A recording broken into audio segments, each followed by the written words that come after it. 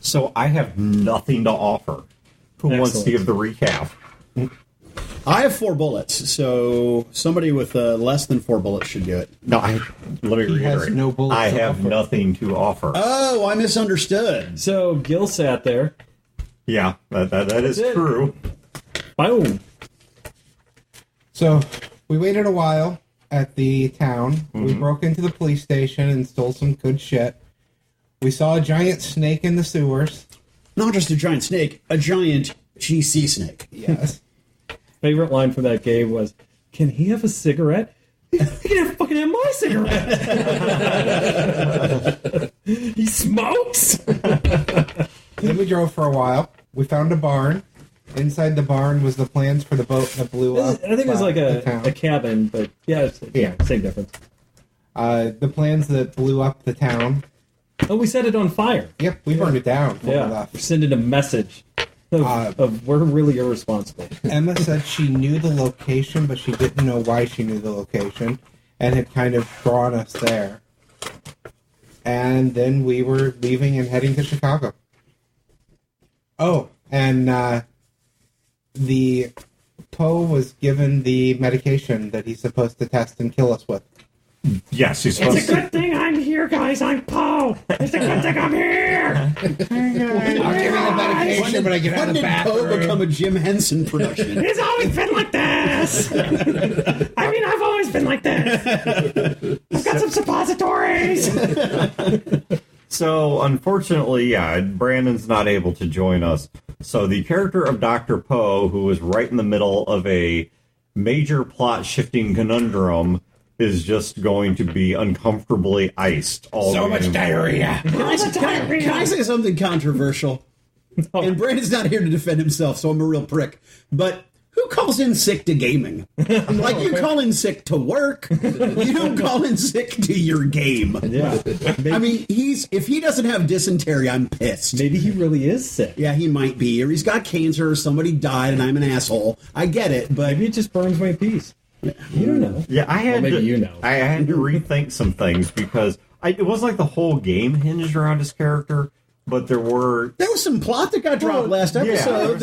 You're on the cliffhanger, and he's Yeah. on the cliff. Now we got to walk away from the cliff. Yeah, it's like, and they're airing episodes out of order because something Right. got fucked up, and you're, as the audience, going, "What the hell, dude?" Yeah, exactly. So, all right, so we're just going to have to pretend that's not a thing for now. It's like we're watching a season of Walking Dead, and there's 2 episodes that focus senselessly on Morgan, and you're writing letters and lawsuits to get your time back. So that was the thing that happened.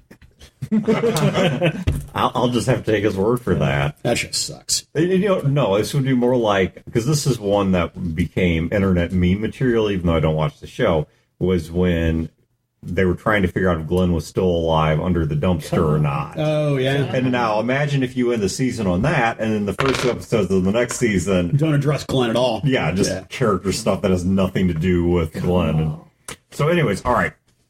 You guys, by the following morning, because you guys elected, I believe, to just keep on pushing and not to stop and not to rest. Yeah, because we left we charged some, then we left the town, and we said we were going to pull over somewhere safe to charge. So we pulled over, and then realized something's going on here. So we packed back up. And pulled off. we stopped, and everyone's like, "Wow, isn't this a big fucking coincidence?" And Gil's like, "You just not a coincidence." They're like, "Oh, Gil, you're so paranoid." Motherfuckers. So you guys decided, as best I recall, to just push on Chicago. Now, I have to imagine. I thought we were. No, I could be wrong. I thought we were going to like go ways away and then finish recharging. Okay, is that what you're going to do? I thought. I mean, That's what I thought too, because Tony really wanted to paint. Yeah. Well, yeah, I mean, if you're going in without the shark. Yeah, we don't want to risk that. So, all right, your van has 2 of the 3 upgrades you had intended for it. It's got the gun, it's got the armor. It does not have the engine upgrades because Molly got knifed before she was able to complete any of those. Now, she does, I believe, have the parts to do it, but it was, Must have the skills. could Hearts do it? He could with direction. We'll could he just have do it on Boone his help. own? Oh, wait. Emma could tell him what to do. Yeah. Actually, she could.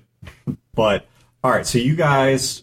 Gil would veto that, but Gil's in no position to veto that, so go for it. All right, so you guys pull off to the side of the road somewhere. You find some Copse of trees. Well, yeah, a copse of trees, or if not a copse of trees, and you just find an exit. You know, one of those exits along the highway with, like, there used to be a gas station and a McDonald's, and then you get back on the road. You know, those types of towns where it's an intersection with, you know, just a couple service things.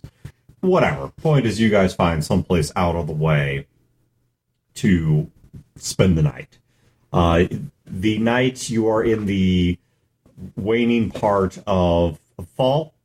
Actually, no, I take that back. I think you're in mid-fall. Whatever it is, doesn't matter. Point is, it's fairly cold at night, and you guys, as you're there resting, it is cold outside of the van, but you probably need the air in there because you've got people convalescing and all kinds of stuff going on.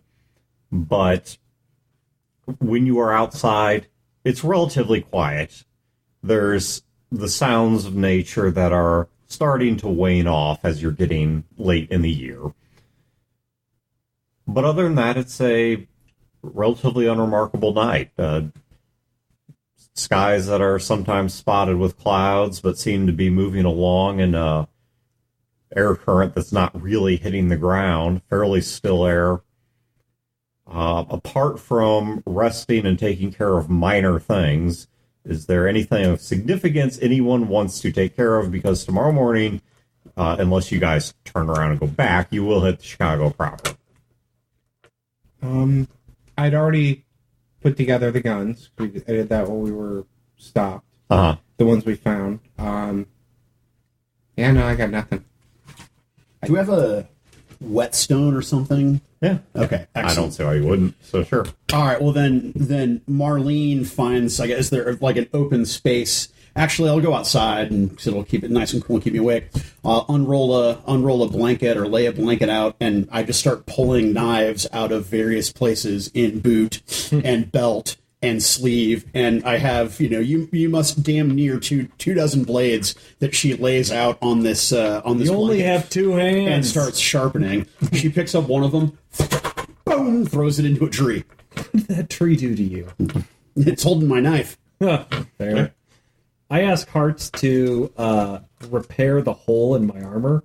Not so much that I think a bullet is going to go through the hole, but it's bent in and poking me if I tried to wear it. Yeah, so okay. Yeah, he easily does that. Yeah. So he not only flattens your armor back out, but then also spot welds a little bit of metal over it to repatch it. Parts So is awesome.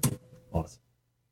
I think I probably meticulously go through the weapons, clean them all, make sure they're all in good condition. yeah, how are you passing those out, by the way? Are you just hoarding them all? Are you giving them to anyone? No, I'm leaving them in the truck in the cabin, I'd asked about like a cabinet for them. Yeah. So Like an armory. yeah, I told everyone they're there, and that's where I put them. The cabinet is probably just like all the other cabinets. It's just that one we clear out, and it's only guns and ammo. And stuff. Yep. The thing that's amazing about this campaign is that we are so wealthy. I know. I mean, we are want for almost nothing. Mm-hmm. It's Except amazing. you guys keep eating all the goddamn food. Well, Not because anymore. You're running out. I know. Oh, are we now, you motherfuckers? I'm like a 130-pound girl, man. I don't eat much. I know. We're gonna eat you Well, you can give it a shot, player. once I heal up, baby. Don't hurt me. Well, so now I'm on the clock. It's a race to the finish now. Who's gonna die first, me or you? All right, so the following morning, and Poe throughout the night does what he needs to tend to Gil and to Molly. Both of you in convalescing. You're in no danger of complication or of infection. We already rolled that out. So the following morning, And imagine Poe and Gil having this great RP moment back and forth where Poe stops giving Gil pain meds, and then Gil wants the pain meds, and then Poe reminds him that he's an alcoholic and an addict, and Gil's like, I don't care, I can handle it, and then there's this great back and forth, and then Poe wins out, and Gil's like, okay, I'm just going to gut through. It was great. It's great! You're an addict, Gil! I'm not helping you be an addict! No, he's kind of a sociopath. I think this is going to be the other way around. He's going to be pushing drugs on you, and Right. you're going to be... That's like me and my wife. Yeah, exactly. So, all right.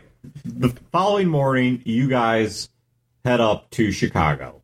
And as you reach the outskirts of the Chicago suburban and then urban areas, you see a scene that is something to this point I think you guys knew you would encounter, but have not actually seen, which is a city that is flat bombed out.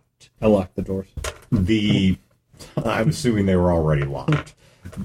But the outskirts of the city, a lot of it you can tell fires raged through the area.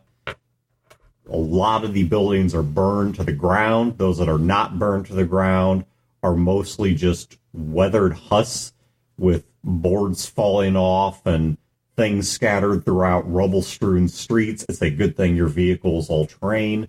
In the distance, you can see the skyline of downtown. The skyscrapers, many of them are simply gone. Those that stand are skeletons that are half the height they once were.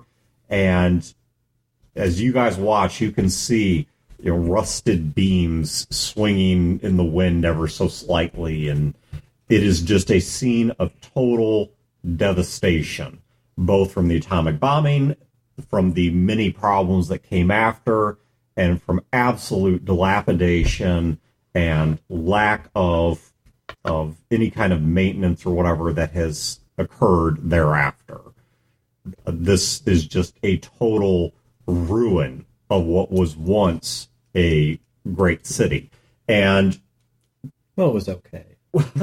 but I mean, you guys certainly can see what it once was. I mean, everywhere you look, you see the evidences of what this place used to be.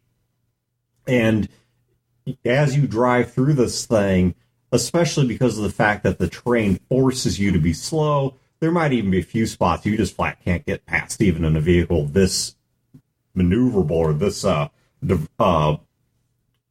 what's what I'm looking for here. Robust? Yeah, sure, we'll go with that's not the word I'm looking for. But versatile. This vehicle is versatile. You're still forced at times to stop and to go around things. And as you're driving through, you see people, not many, but you see clusters of people that are scratching about the streets.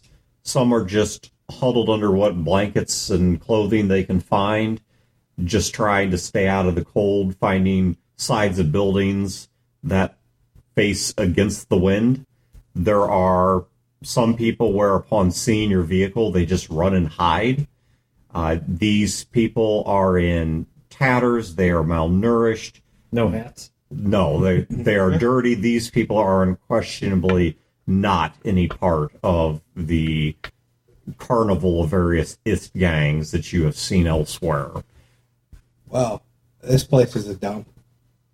What are we looking for?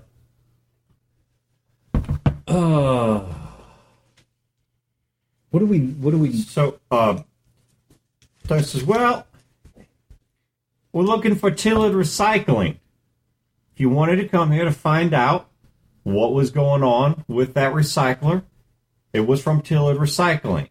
So all we got to do is look up on a map and find where Tillard Recycling is. I got my pre-war road atlas. Maybe it's on there. All right, then. Now we're in business. Now, making sense out of that along all this bullshit, that's not going to be easy. Yeah, I don't see any roads left. Roads, we just got to find signs, count, where buildings sort of end. We could do this. We're smart people, right? Mostly. Maybe about a third. Maybe there's an old phone book. So, That GPS do anything? leads us to hell, I mean, I guess we could try it. I'll try plugging it in, Okay. Yes, remember, he wasn't there any of the times it got redirected. and so- I'll tell Emma with what we're looking at here on this old map. Can you kind of figure from where we are, maybe how to get there? I believe so. I don't know much about the current layout of the city, but I can at least direct you to where Tillard Recycling used to be. Okay. Is it how do you spell it? T-I? Tillard. Tillard. Yeah, Tillard. I spelled it wrong. I wrote Tiller. Yeah, Tillard. Tillard. Well, it's not like they're building new buildings anyway, of any real note. Man, we should have put a cow catcher on the front. We could push through some of these rocks. What? Cow catcher. What's that? Put on the front of a train. It pushes cows off the track. Was that another thing off of Little House? That's not real. It is absolute. Oh, well, okay. What part's not real? The train, the tracks, the cow catcher. They may have put some sort of plow or something on the front of it to move obstructions and snow, but they didn't use it to kill cattle. Push them to the side, but I'm sure they're not okay after that. But yes, they did put it on there to move cattle. Wow. So I'm going to go ahead and link Emma through the nav computer again, and as you may or may not recall, I was actually trying to link her into the relay again, so that way she could try and connect to any satellites. I'm going to just try and see if she can get anything. Yeah, that's something you had done at the end of the game, and yeah, that is in my mind. She is right now working on it. Okay. In fact, if you ask her about it, she will have an answer. Okay. Now, so is there a way that maybe you could, if you're connected up to the satellites or anything like that, you can maybe look down on to where we are? At times, it's odd. There are active satellites that seem to mostly operate over the southern United States. There are some that still operate over other areas, but the satellites, even when they're overhead, are oftentimes being turned on and off. Even if I could overcome the security, which, given a little bit more power, I might be able to, it would make my presence known if I was to start rejecting their commands. Turning off and on, like, is that some sort of a safety feature, or is this something that's being done on purpose? It's being done on purpose. Activation, deactivation commands are being issued quite specifically. Do we know where that's coming from?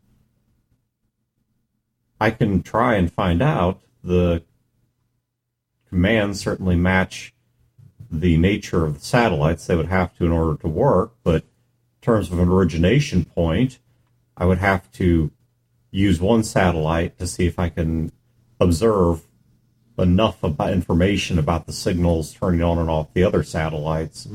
Think of it like using other people to watch somebody close their eyes. Right. I might be able to watch long enough to see who's telling them to do that. Well, let's find Tillard first, and then we'll worry about that. I did find something that might interest you.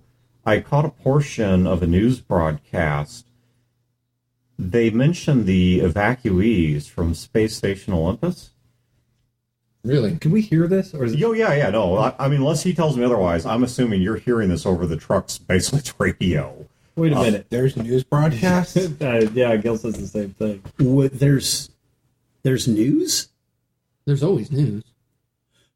That's not what I meant, but No, you know how somebody might go from town to town and say, hey, back at this other town. sure, carry letters and information. Right. Sure, yeah. We Yeah. had one of those in Dixon. Yeah, now imagine that on a more organized and technological scale. And it would broadcast over satellites? Possibly. Radio, satellites, Yeah. Short range antenna, things like that. Where's the news from? Is it Jacksonville? Is it the moon? Is it... It's coming from Jacksonville. so they know that we've escaped. You only get 3 questions. That's not true. What You did, can ask as many as you like. what did it say about us? Nothing. That's the unusual thing. It talks about the evacuees, but it doesn't mention any escapees. The evacuees, those that left by shuttle willingly before you were abandoned, they were taken or ordered to land in a designated spot near the Jacksonville Naval Air Station, where they have been promptly arrested en masse. Jacksonville's taken them all prisoner? I'm afraid I only caught part of it, but they're being tried for being in collusion with enemies of state. Good thing I didn't have any family up there. Nobody I cared about. Or dogs. But why would they arrest them if they were evacuees from a space station that was going to crash or at least burn out? Why would they arrest those people? They're refugees. It wasn't going to crash or burn out. No, it's all about control. They're trying to control any information and power. Who's the biggest dick you know that's not me? Poe? No, I think the doctor is fine. I don't know. Name some guy. Yeah. So, Dunk. Dunk. No, he dunks good. You just have to get past his teeth as I punch him. his exterior. Uh-huh. Almost like Gil. The bullet got past his exterior. Yeah, tell me about it. So, the biggest dick you know, are they nice to people in need? Refugees? People who need help? Or are they generally... So Jacksonville's the biggest dick we know? Jacksonville's the biggest. Worse than St. Louis? I don't know St. Louis very much, so I'm guessing that they're probably bigger dicks. Yeah. Worse than the gangs here in Chicago. Think of it big picture. St. Louis are dicks? What are gangs here going to... I just hear stories. I mean, I've never been there myself. It's all rumor. What are gangs here going to do? I mean, they're probably going to kill us, which is going to be bad. But rape me, eat us, rape him, rape, yeah, in no particular order, right? But what are they going to do on a large scale to like a lot of people? And I don't mean like. So, are you suggesting that those jets that we saw were from Jacksonville? Yeah, I mean, that was where else would they be from? Yeah. I mean, we know that, correct me if I'm wrong on any of this, we know that St. Louis has jets and airplanes. Not many, but yes, that is correct. Because I think that we know stuff like that because we can see down there. I think they were either doing or preparing to do airstrikes in Cape Girardeau. Yeah. So yeah, you know that St. Louis does have a very small Air Force, but they do have them. Yeah. Like, it's common knowledge because on the station, we could... Oh yeah, and even if the station didn't know, I mean, we could look out a portal and with telescopes and see. Listen, even if by some weird thing the station didn't know, it's not uncommon knowledge on the ground. Gotcha. So it's and that is something that St. Louis would want people to know. Yes. Come fuck with me, you're going to get bombed into oblivion. Precisely, and you have no meaningful way of defending against it. So this could have been St. Louis's jets. Could be. Unlikely. But what do we got to They're do awful with it? small, and they've got their own problems. Yeah. What do we got to do with St. Louis? Well, the rest of my pod went there. To St. Louis? Yeah. Really? Oh, yeah. It's a city. Yeah. Closest thing to civilization. Look at it this way. St. Louis doesn't give a shit about what's up in space. Right. Jacksonville does. Yeah. And they're Jacksonville dicks. can get there. St. Louis can't. Right. So how many people from Jacksonville have you encountered? Would I have encountered anyone on the station? No. None to my knowledge. So then how do we know that they're... Not philanthropic, wonderful people? How do we know that this report that we're hearing isn't a lie? That's a good question. Well, it's coming from Jacksonville. Yeah, it Why could be would all they lie about propaganda. themselves? Because it's propaganda, man. To discourage other refugees from coming there? Yeah, because then they got to feed them. That's what I would do. Or It's all about misdirection. they know that we're down here and they're trying to draw us in. Come and rescue your family. But Those assholes left us at our cells to rot while they but got off. Jacksonville doesn't know that. why would they even care? Who are they, and why do they even care about us? Someone cared enough to attack the sites where other pods landed, right? Yeah. So somebody cares enough.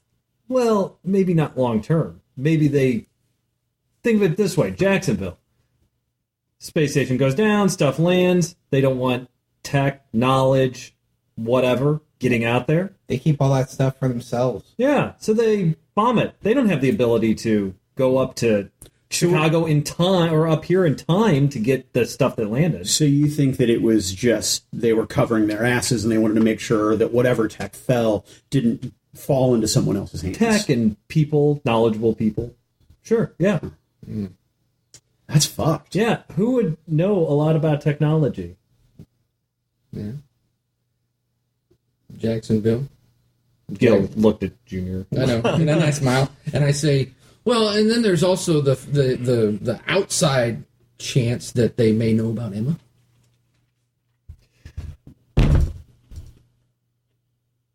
What the fuck is Emma? I mean, I know we had this conversation, but I don't feel the question was actually really answered. Well, Gil, I mean, I could try and explain it to you, but you know. No, not the boring nerd shit. She's a marionette. She's a puppet. No, that's not correct at all. Okay, let me rephrase the question. Why is Emma Why is Emma what? existing? She's Did you make Emma? But she pretends to be conscious. Yeah. She's not really conscious. That's why I said she's like a marionette or like a puppet. She's pretending to be Right. a thing that she's not. No, I am conscious as you would understand it. Hearts, I think, is closer to what you are trying to describe. How? How are you conscious as I understand it? I don't even understand how I'm conscious. She has a lot of holes, and once we get to a point where we can get things together, you know, and give her enough power to you know, work on filling some of those holes, she might be able to answer. Who made Emma? That's a complicated question, Gil. That's really not that complicated. No. Like, did I had a- five dudes make her? Who are the How dudes? she was made is complicated. Who? Seems pretty straightforward. Yeah. Well, there was some engineers on the station that were working on Emma and trying to make it so that way, you know, the computer systems were much more efficient.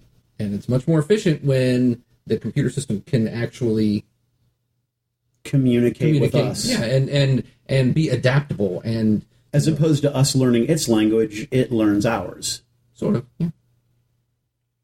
That's a very concise way of saying it, Marlene. That's really nice. I like that. Okay, so these engineers, which you were a part of, Sort of. I work mostly on security systems and stuff like that. Okay. So what landed you in prison? well, actually, there's a step before that. So, group of engineers, he's kind of sort of a part of, make this thing. This thing is Emma. Makes sense. Everybody's on board. How did it get in your fucking chest? Oh well, Poe put it in there. No, okay, Why did you thank Oh, you. have it well, put in there? You see, that's a little fuzzy. I don't even really know the complete answer to that. It's just that I was told that she needed to be safe, that it wasn't safe for her where it was, and that Someone put sophisticated high-tech equipment inside your chest cavity, and you don't really understand why? well, no. I mean, I designed the actual container. It's just that I didn't have anything to do with her design. Fair. So, who decided to put it in you? Well, they're not going to search. I mean, it's not like they're checking his prison wallet. If somebody searches him, they're not going to find her.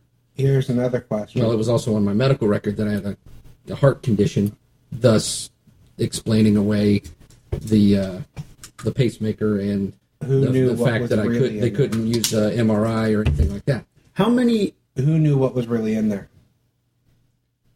You're asking me like I know everybody's name like we're all best buds. No. Were they on the station? Sure, absolutely. Well, I think so. But not in prison. Correct. So well, they're now yeah. prisoners of Jacksonville, probably telling them all about that. Well, how many other Emmas are there? And I don't mean how many other.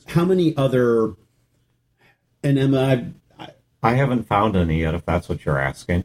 okay, so you're unique. I don't know that. I just haven't found any others. But we should operate under the assumption that Emma is unique, and as Scott just pointed out, Jacksonville very likely knows of Emma's existence at this point. Even if they didn't before, they have people that do now.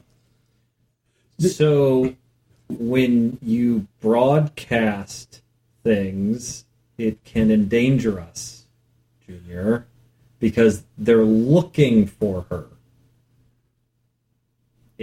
Right, so what we have to do is have them look where we don't want them, where we want them to look.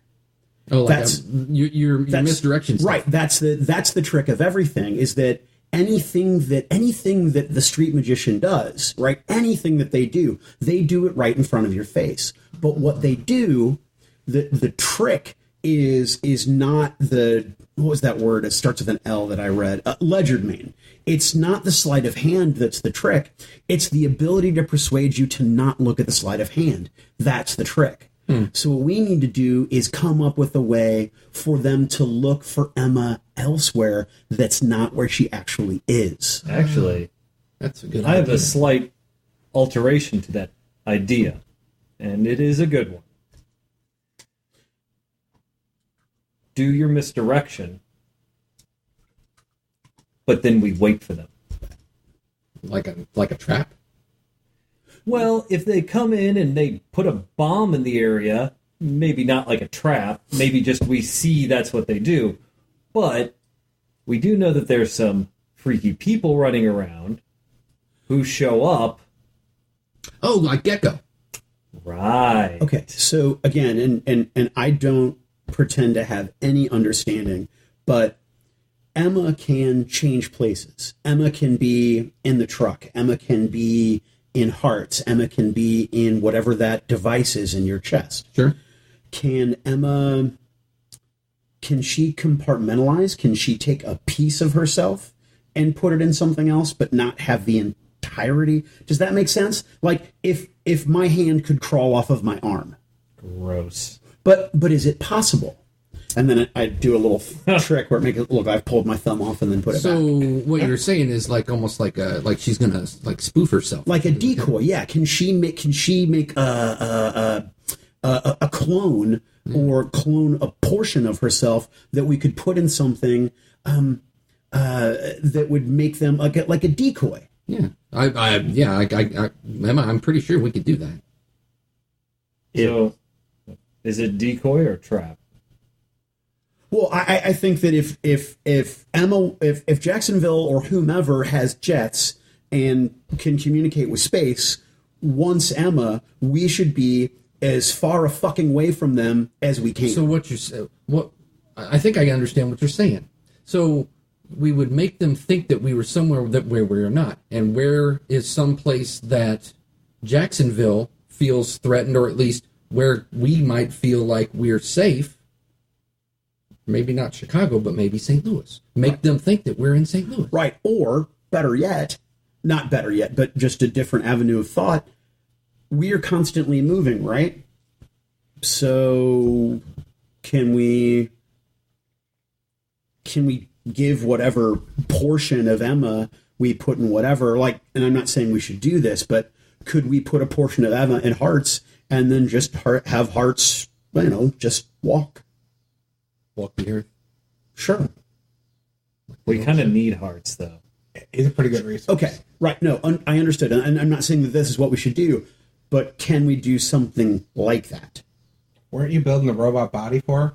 Well, yeah, but it got ganked.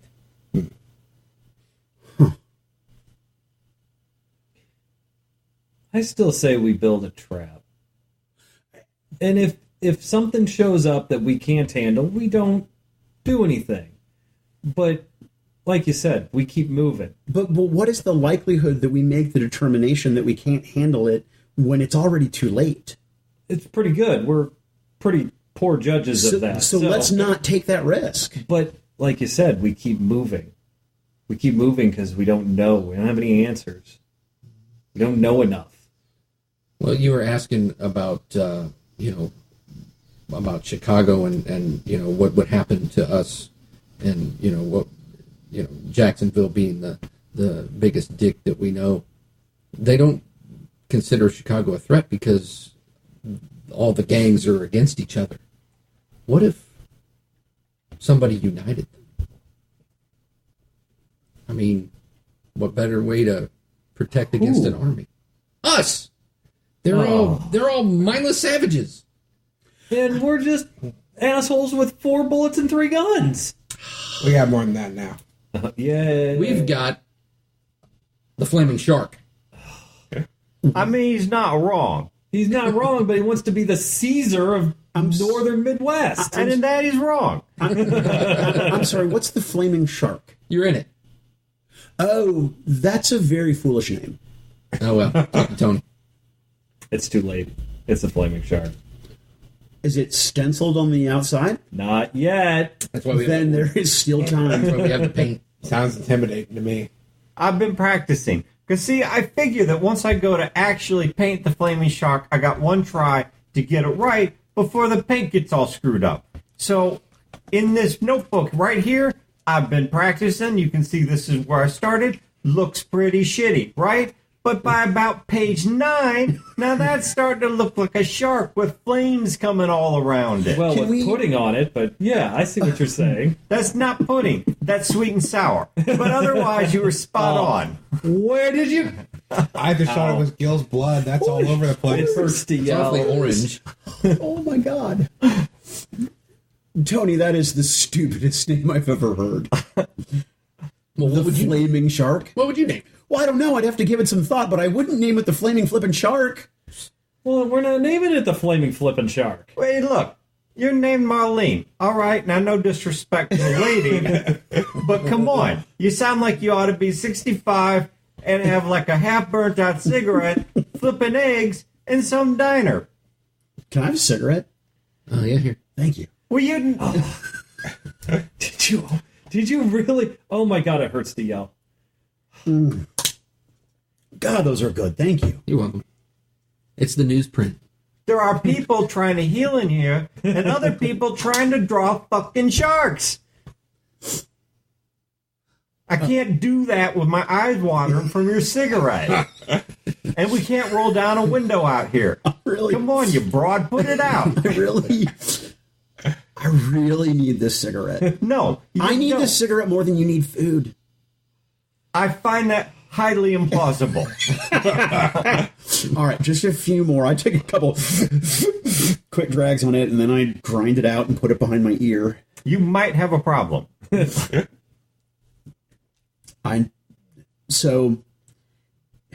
All right. Well, let's. So Can we put this aside for now and figure out? Let's just get to Tiller and let's get the hell out of here. This place gives me the creeps. I think that trying to unite the gangs is ambitious. Yeah. Maybe Tiller will have some tech shit that you can use for the trap. All right, everyone give me a perception check. Target number of 16. You keep getting in trap. I don't think this is a good idea. Wow. 18. I'm an injured man, Dan. All right. I got an 11. I just had perception an is intense 8. conversation about sharks. I'm all worn out.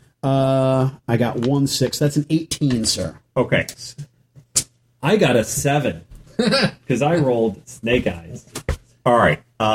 Scott and Marlene, as you guys are driving along talking, it's really hard to tell where you're at in the city apart from what the nav computer says you would have been in if you'd come here years ago. All right, so in terms of the actual present day, it's very hard to tell where you're at in the city. But there are buildings, a couple stories. What's left is a couple stories tall on either side of you, and the two of you notice that there is an individual who, unlike everyone else here, doesn't look afraid, doesn't look worn out, doesn't look malnourished. You only catch a glimpse of this person, but looks, certainly by stature, posture, things like that, far more alert. And he's kind of standing back from a window, so he's a little bit secluded in shadow. But upon seeing the van, you can see him make some hand gestures, look off to his right, and then he backs off into the shadow. We've been made. What does that mean? Means somebody spotted us and signaled to other people. All right then, you guys, two things happen.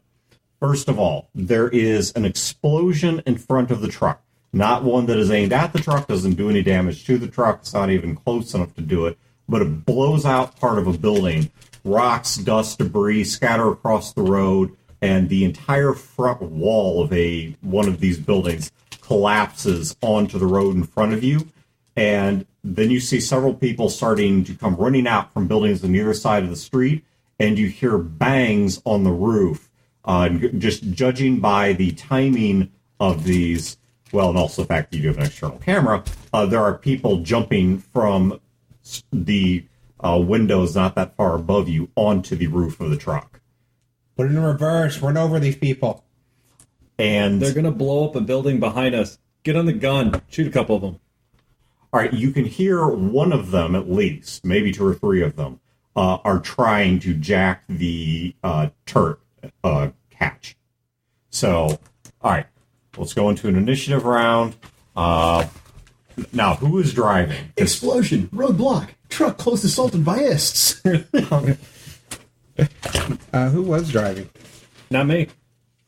Tony. Tony was right. Yeah, That's that was right. It was Tony. Okay, so Tony's I figured driving. that All I'm right. shotgun. I don't know how to drive. Camped out. Okay, so it's 2d6 plus your Can't even do speed. any of us. 2d6 plus agility? Speed. Speed. Does my speed get affected by 17. injury? Yes. Because I do not have. I have my body and my agility affected by injury. Oh, no, I'm sorry, it doesn't. You're right, you're right. So I could, like, break my leg off and I'd still be. No, wrong injury. Different body parts do different stats. Jelly ball. I get a 9. So Gil got a 9. I got a 10. Junior. 13. Junior got 13. Scott got a 10. Okay, so let's do Fat Tony. Hey! I'm rolling over here. Fat Tony got a 12. Hearts rolls surprisingly well. Doesn't have very high speed stat, but rolls surprisingly well. So 15. All right, and then I will, just for simplicity's sake, have all of the groups of IS. Well, I'm going to divide the group IS into 3 groups. The left, the right, and the roof. So we'll divide them into 3 groups, because when the ones on the roof go does substantially matter. Wow. That's a big deal. And that's not going to help. They're after my comics. All right, the ones on the left. You reckon these comics? I'm kidding. I would not do that. I got 2 bullets left. Yeah. They want the coffee and tobacco. No, I really don't steal. I just really needed those scissors. All right, the ones on the roof are going first. They're attempting to simply overpower the mechanism to get the hatch open.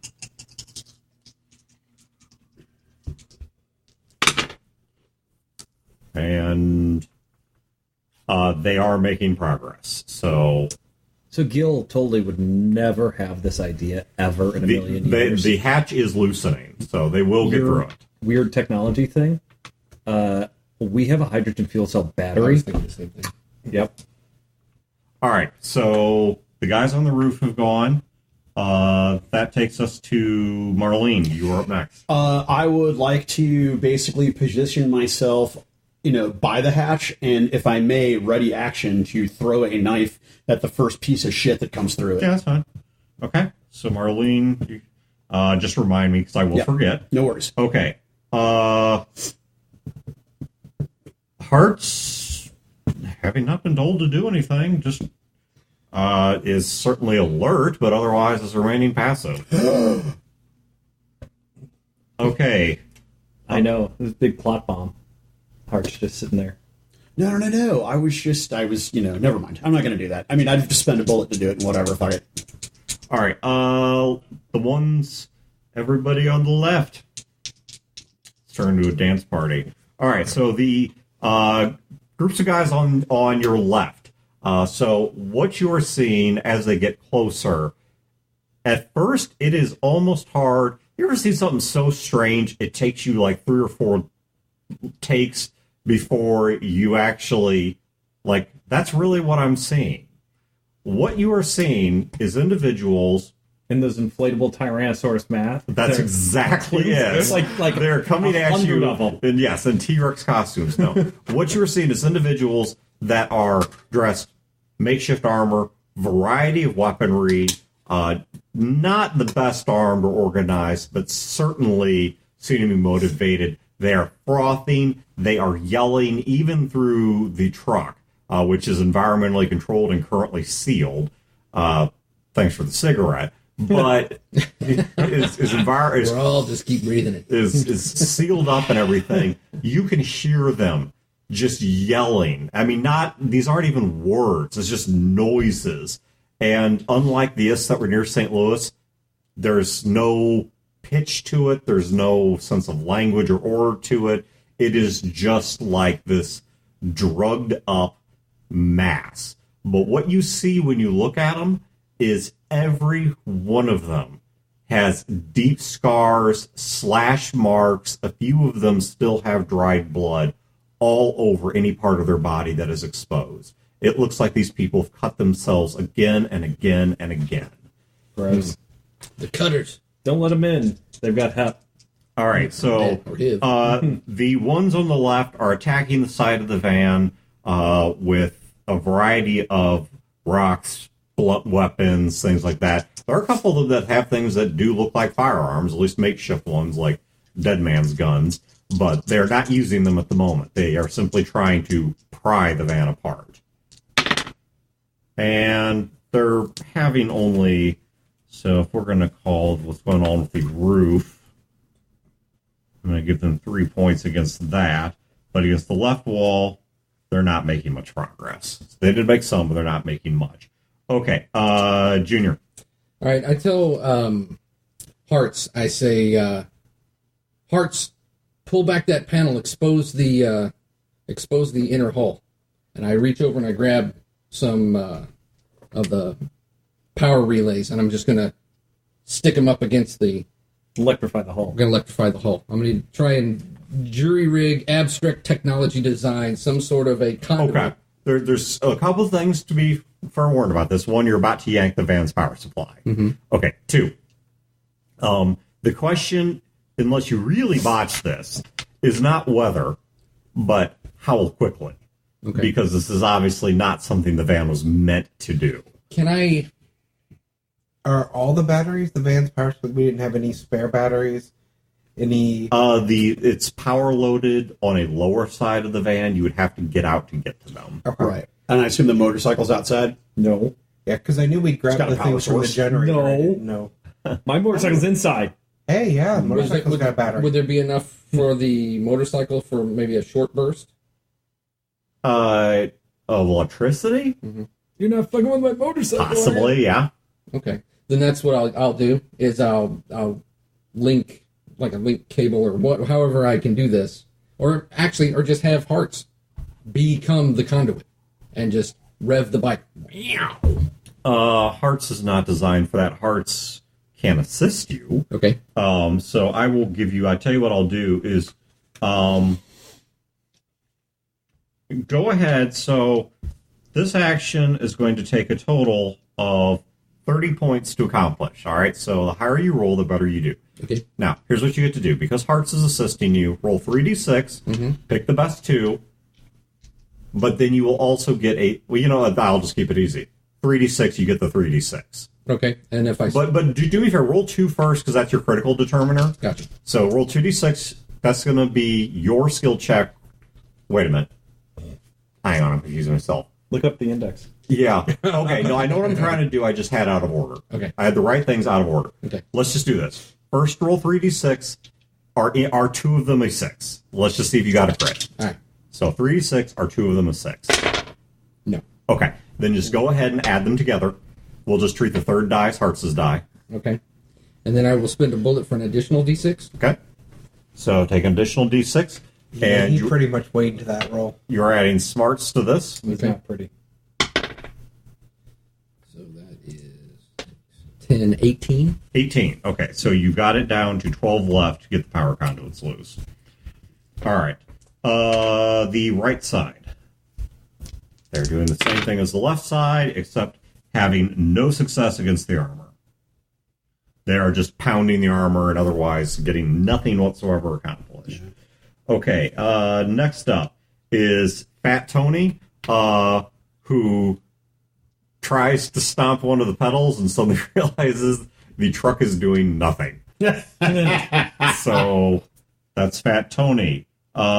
Scotty Double V's, Why is the truck doing nothing? because he's yanked the power cable. He was using the On the bike. motorcycle. Oh, you're doing the I'm sorry. There's enough Yeah, no, to do he with the switched over to motorcycle. the that I was motorcycle. He switching switches. motorcycle. Okay. I thought you were just asking me about that, but still went with the truck. Yeah. Okay, never mind. Then back up to Fat Tony. Okay, so Fat Tony throws the van into reverse and just jolts it. All right, so we're gonna see how well he does with that. And he does not fire, but he is grabbing. This is more kind of, I guess, in D&D terms, his bonus action or his free action. He is grabbing the control, the stick, for the top-mounted machine gun. But I'm telling you, if that thing goes off, I'm going to cream. at the moment, he's basically just trying to jolt the truck, just to see if he can shake anybody off. So 5, I'll give this an opposed roll. Oh. He does not succeed. He manages to startle them a bit, but they hang on. It's a big vehicle. Really wasn't made for that kind of acceleration.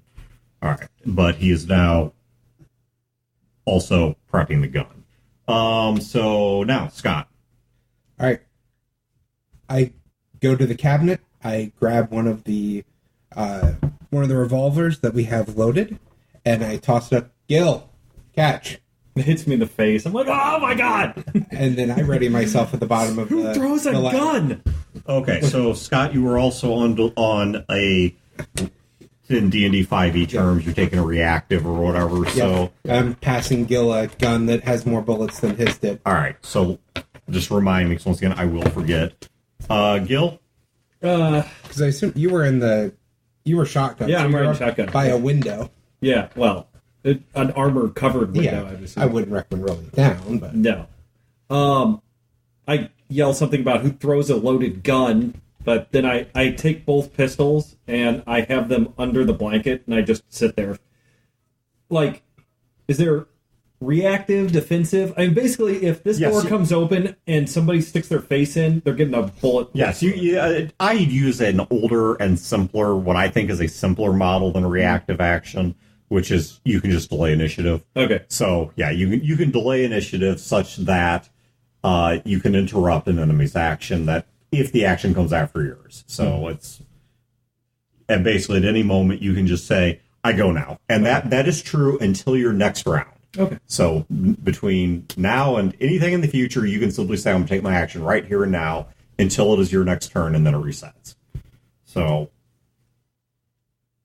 all right. So back to the top of the initiative. Those that are on the roof, not making as great a progress. The lurch threw them off a bit. They are still making progress, but they have not gotten the hatch open yet.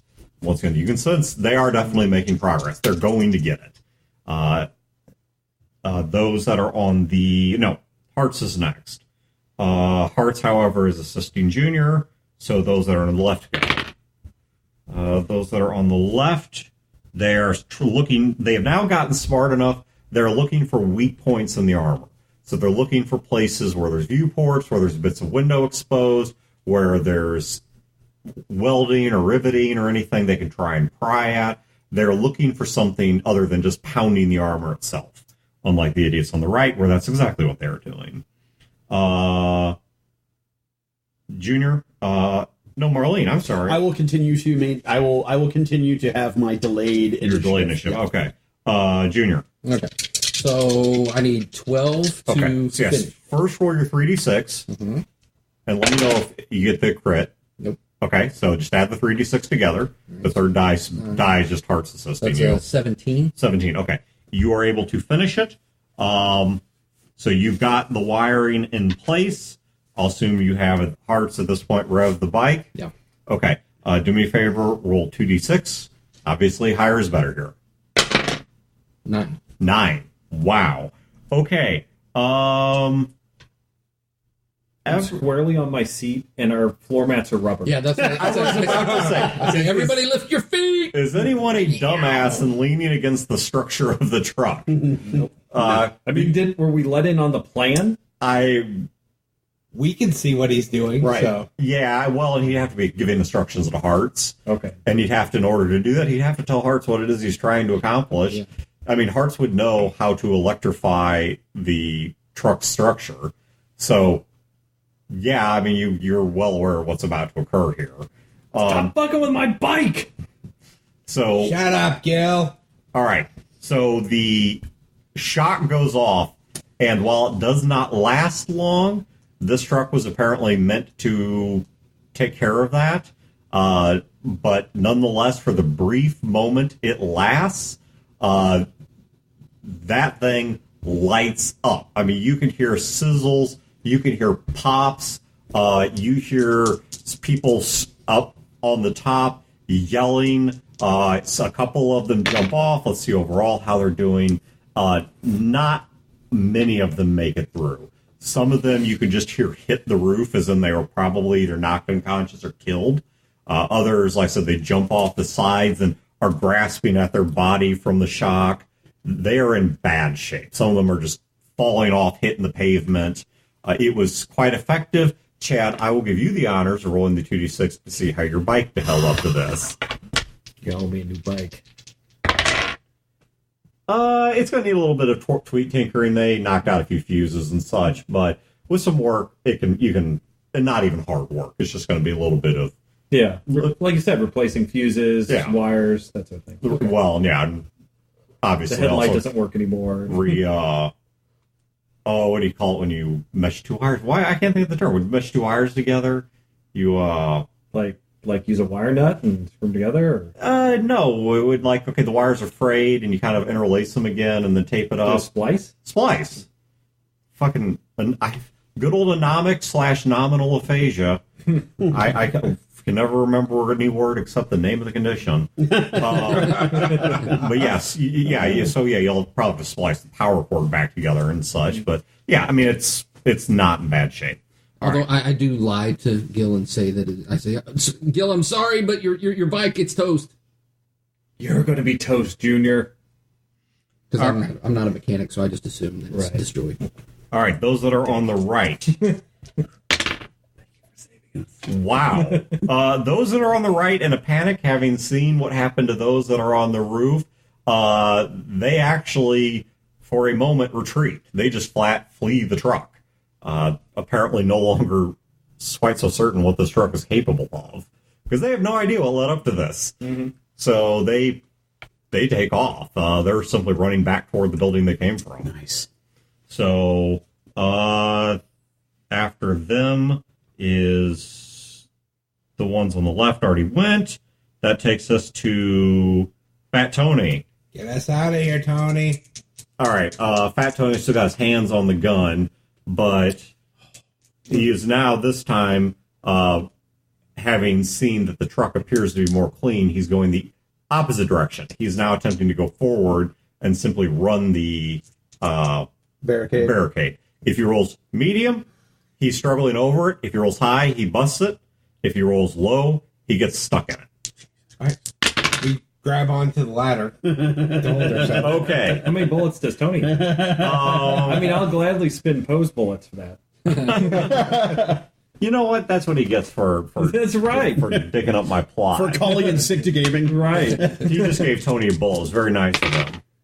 All right, so Tony, that all right, nice, he's struggling along with it. The truck's not stuck, but the truck is not making much progress.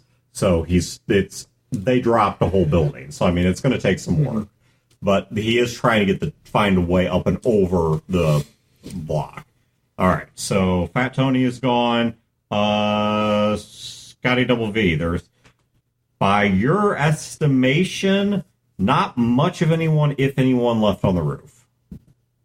All right, nothing else to really do inside. I just I hold on to the ladder because we're going over stuff. And Okay. So is your action bracing or is your action bracing. Okay, you are bracing because if that comes up, you'll get bonuses to the roll and blah blah blah. Takes us to the bottom of the round at Gil. Same thing. Same thing. Okay. So top of the I start round. firing my gun up in the air at the celebration. What's left on the It roof? starts bouncing around the inside. You do hear somebody start grabbing at the hatch again. You think you actually, in some ways, at least for one or two of them, may have had the reverse effect of they are now in a panic to get it open faster to get away from the attack. This is I suppose it's like the running inside of a gun's arc to get out of its shots. And that's kind of, in their mind, that's what they think they're doing. This hatch is about to give. I will tell you straight up. One more even passable roll from them and this hatch How comes many up. are up there? Not many. You don't have a count, but not many. Can I open the hatch? Yeah. I open On your turn, yeah. Oh, No, I'm you delayed. delay. Yes, you can go right now.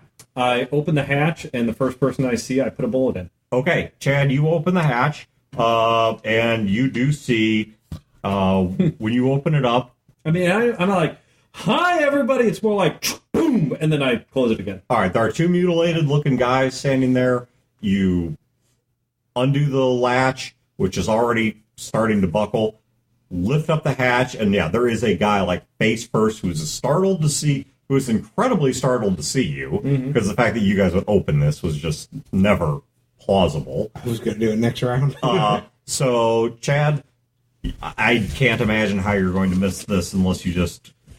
Well, your agility is hurt, but still. So 2d6 plus whatever's left of your agility. 5, 6, 7, 8. Okay, so your agility is at 5 right now? Yes. Okay, so 2 hit. Base of 6. They're not out of optimal range. They have no cover. Light's fine. They're standing still. You're standing still. You did not aim. Yeah, it works out to you. Still hit them. So, Yay. give me a location. Okay, you shoot him in the right leg. Give me damage. What is damage? For a pistol, 2d6 usually. You shoot him straight in the leg, right through the femur, maybe the femoral artery, and he staggers back and falls off the truck. There's only one of them left up there. At least you saw in that glance. There's only one of them I left up closed there. and locked the latch. Okay, I mean, it was locked before, but you try to re-seal what's left of it. Okay.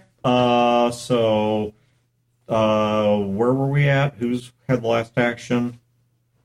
I think Gil was the last in the round. Yeah. Okay. I seem to roll pretty shitty. My speed's real low anyway. Okay, so then back to the top. The one that's left on the roof is attempting to jack it open. Okay, he does get it open. I'm standing right there. I've got the gun out, but I'd like to remind you of my competence. What is your competence? Presence? Remember that no roll Like skill? wrapping them? No, So, like Marlene- presence. You have your actions ready. Yeah, I to do. throw a knife. Yeah, Okay. I'm waiting. I'm waiting for somebody to come in the van. All I'm right. not getting anywhere near. Well, that let me. fucking hatch. Presence ain't going to help you on this one because one, and this ain't going to be intimidated, and two, he's not really looking at you. All right, here's what happens. The hatch opens when he finally gets it and realizes it's moving. The hatch opens just a crack, and a stick of dynamite or TNT or something with its fuse sizzling and not that much of it left is dropped inside and the hatch is closed. I have an action ready. Put that shit out. Okay, so all right. So Holy cow. You got scissors? Yeah, you have scissors. And Okay, not- I do have a ready action. We got now, okay, obviously not everyone can dogpile one stick of dynamite. Right. You'd be surprised. So not effectively. So all right. So let's keep this in mind. All right, there is a lit bomb in there, and it was set on 19. It is going to detonate if initiative gets down to 14. So between here and there, Marlene, it is your turn. Oh, God. So you have an action. You got a knife. Cut the fuse. You stole Poe's What's scissors. you have Marlene, Hearts, and then it detonates. All right, so I'm gonna dive on it, and knife in hand, I am going to try to sever the burning wick. Okay. Severing the fuse is not per se difficult, but it's stressful, and on top of that, Oh yeah, it's I'm gonna blow up and die. And I'm it's gonna, also not like Yeah.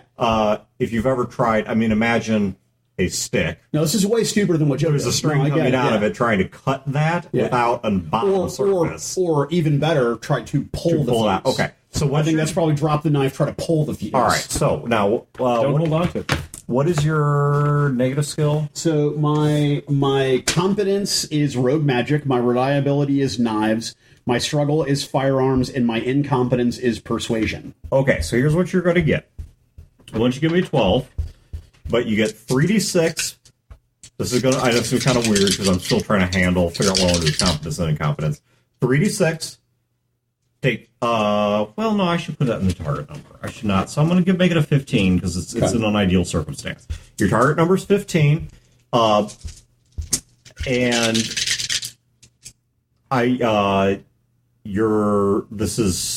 you get your reliability, so 2d6, you cannot critically fail. Right. Add, Well, I'm not using a knife. So What are you using? I was going to. Wouldn't it be wiser to pull it out with my fingers? assuming you can. All right, so then knife it is. Okay. Got I it. think knife would be better. So yeah, I could. Well, I mean, I'm going to spin a bullet. not to Okay, get so too you- pedantic about it, but it's a blasting cap with a fuse. Right, You stop should it. be able to pull it out Right. as long as you don't hold on to the blasting Well- cap, which will blow your fingers off. Right. All right. So then you get 3d6. Okay. Not pick the best two. You gave me the bolt, so 3d6. Add all the d6s together, and then add your smarts to that, Oh. and then that is your total. You need to get a 15. Yeah. I try. She speaks way smarter than she is. Because it's an illusion. Do you need to rub those on Wayne's balls? Oh my god, I do. No, don't. Goodness. This is you 4. 8 here. All right, That's so 12. Is your smarts at least 3? my smarts is a 5, so that's a 17. Okay, so you do manage to get. Right. You start kind of pulling at the Right. the fuse on it. This bomb is not incredibly sophisticated, Mm-hmm. but what you do at least manage to do is you do manage to simply break it below the point that it's lit.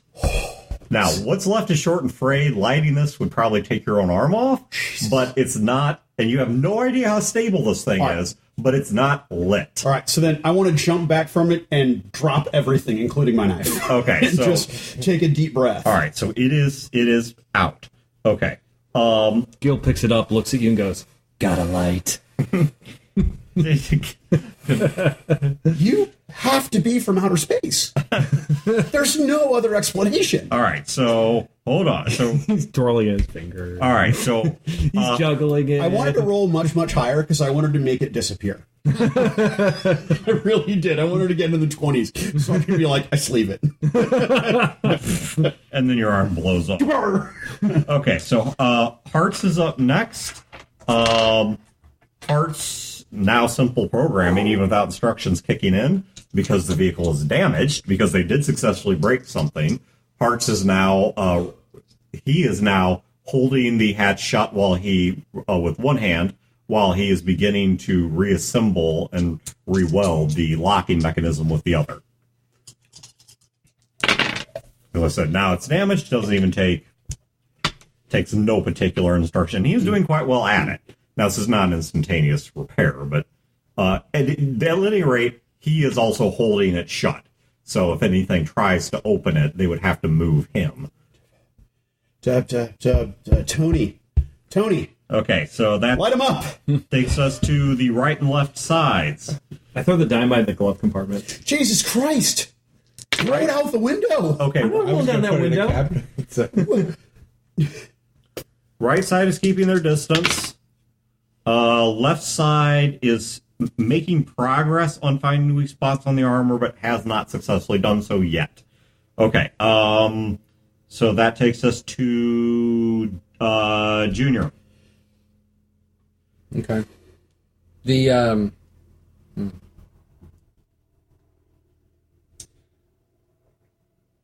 I'll delay my action. Okay, you were delaying action.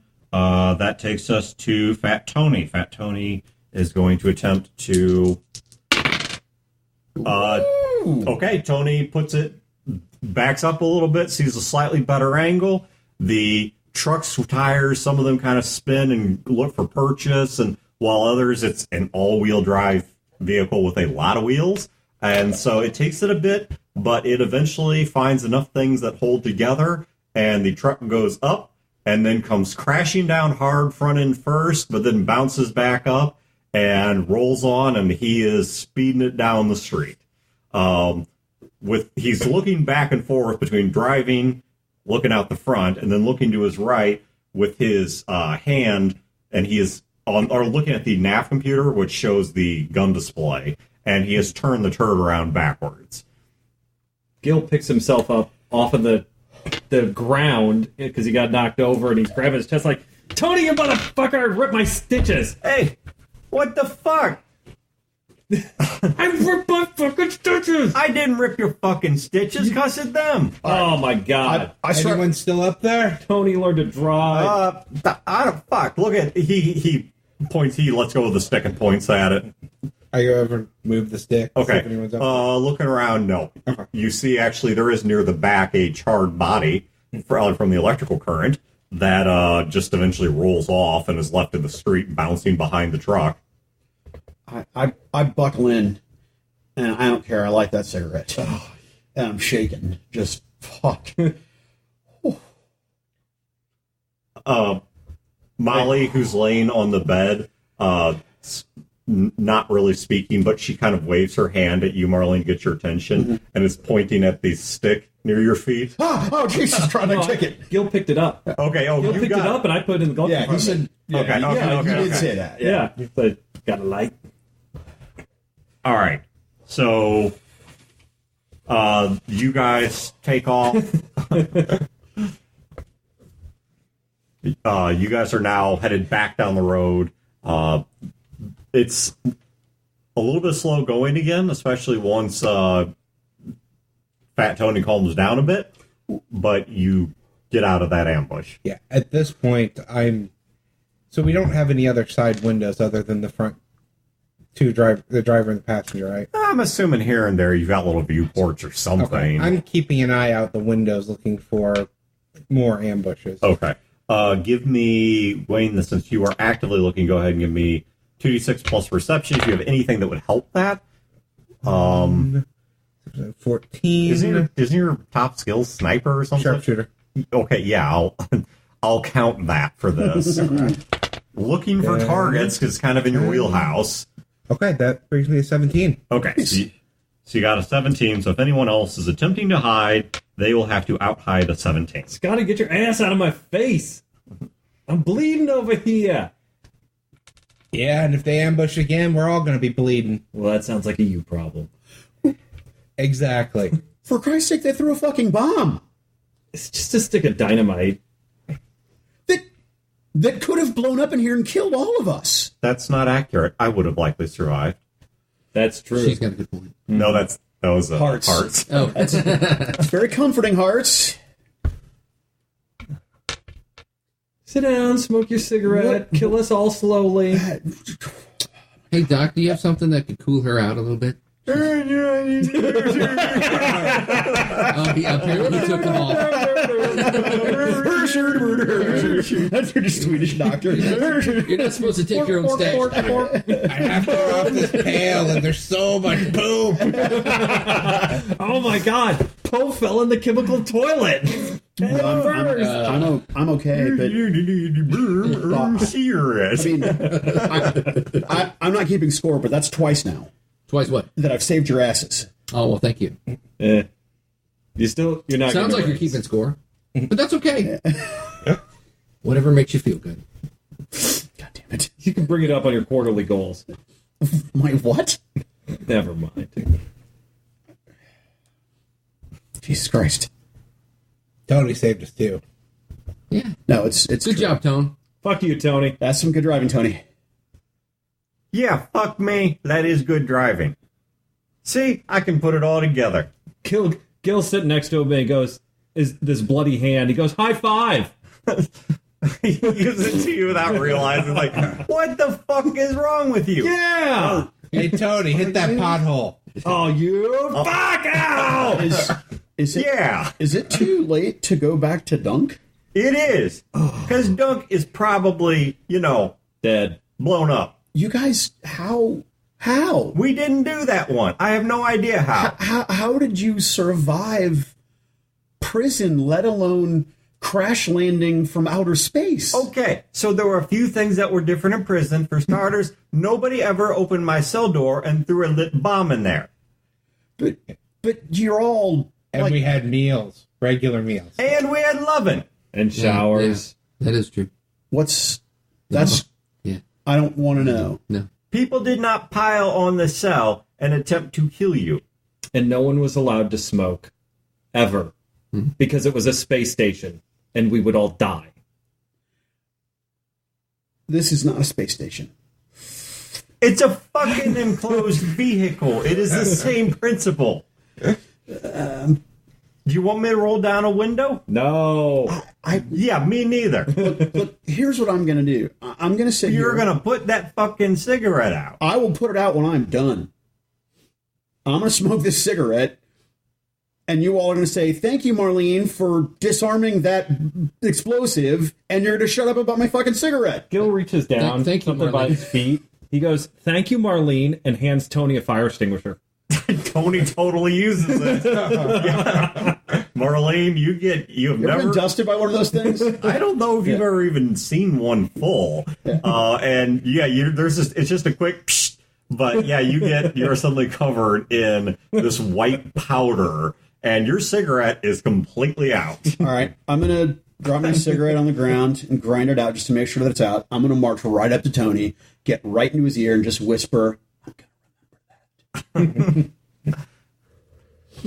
It's surprising how often ladies tell me that. and then I just turn to Gil and flip him off. Yeah, baby. Hey, no, that workplace harassment. We don't run that kind of shit. Hey, Marlene, maybe we can find a vape shop or something. Oh, what? Yeah, they used to have them.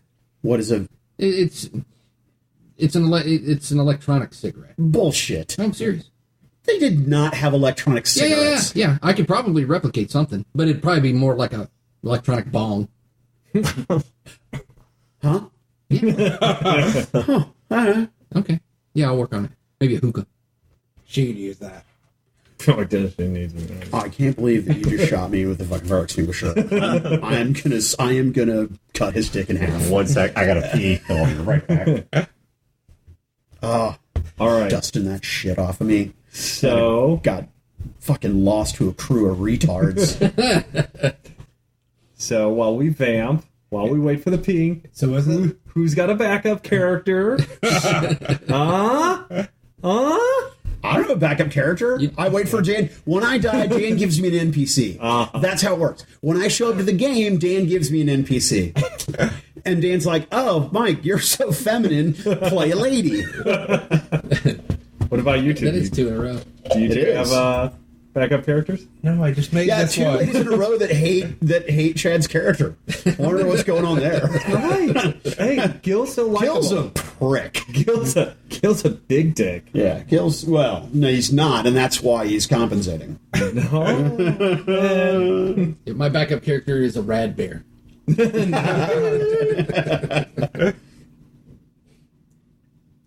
My idea for a backup character is No. basically a scout spy from St. Louis. the overseers sent this guy to investigate the rumors they're hearing from up north about weird shit falling from the sky, about weird goggle animal people, that sort of thing. Well, they probably know something at this point, because I said that that's where the rest of my pod went with St. Louis. All right. All the more I could reason. always go with my original idea, which was the space pimp. The space. All right, you guys continue through the city for a bit. Fortunately, Tillard is not that far from the edge of the city, nor is it all that far from where you guys got ambushed. Now, it's a bit of a struggle to drive it, but Is that fortunate or unfortunate? 'Cause it means they're not too far back. If they follow.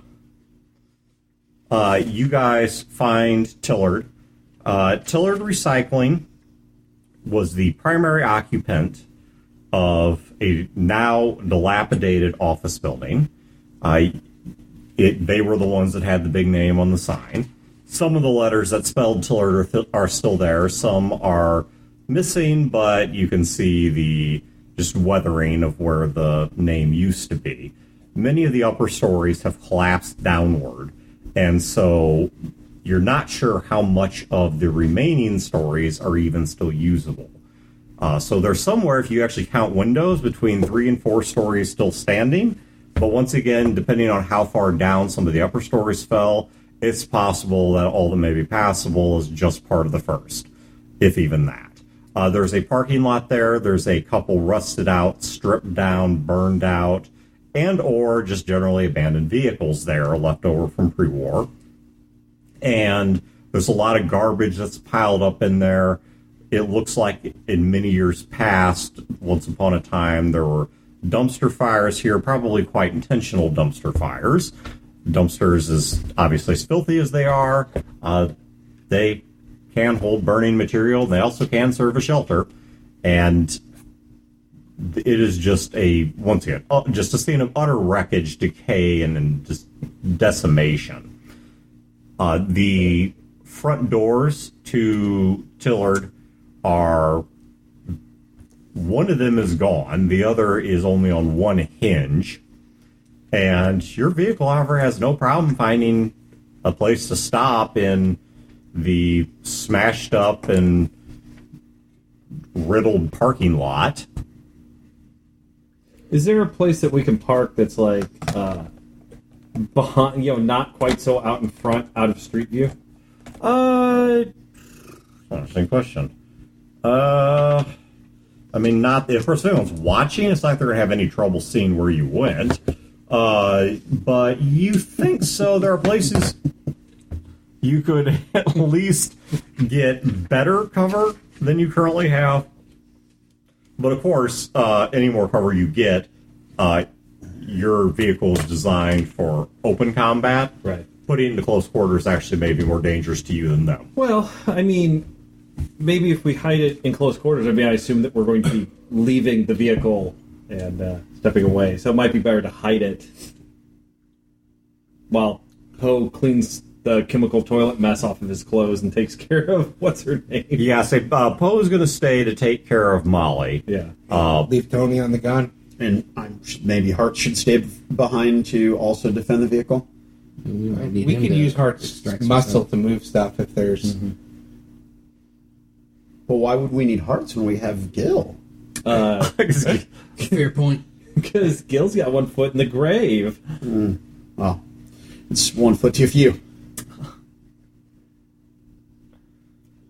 All right, so They sody today, Gerbeg. it probably didn't get picked up on the mice, but Chad whispered, "I love you." Yeah, as far as I'm concerned, you're disgusting. You can cut the sexual tension with a knife. I'd much sooner bang Scotty Double V. Okay. So you guys, all I right. got nothing going on for the next 5 minutes. So the group going in is Gil, Junior, Scott, Marlene, and Hearts. Is that correct? Yep. And then everyone else is staying back behind. Okay. You guys get out of the truck. It is now mid to late morning. You don't know exactly, but it's somewhere between 10 and noon. The city is quiet-ish.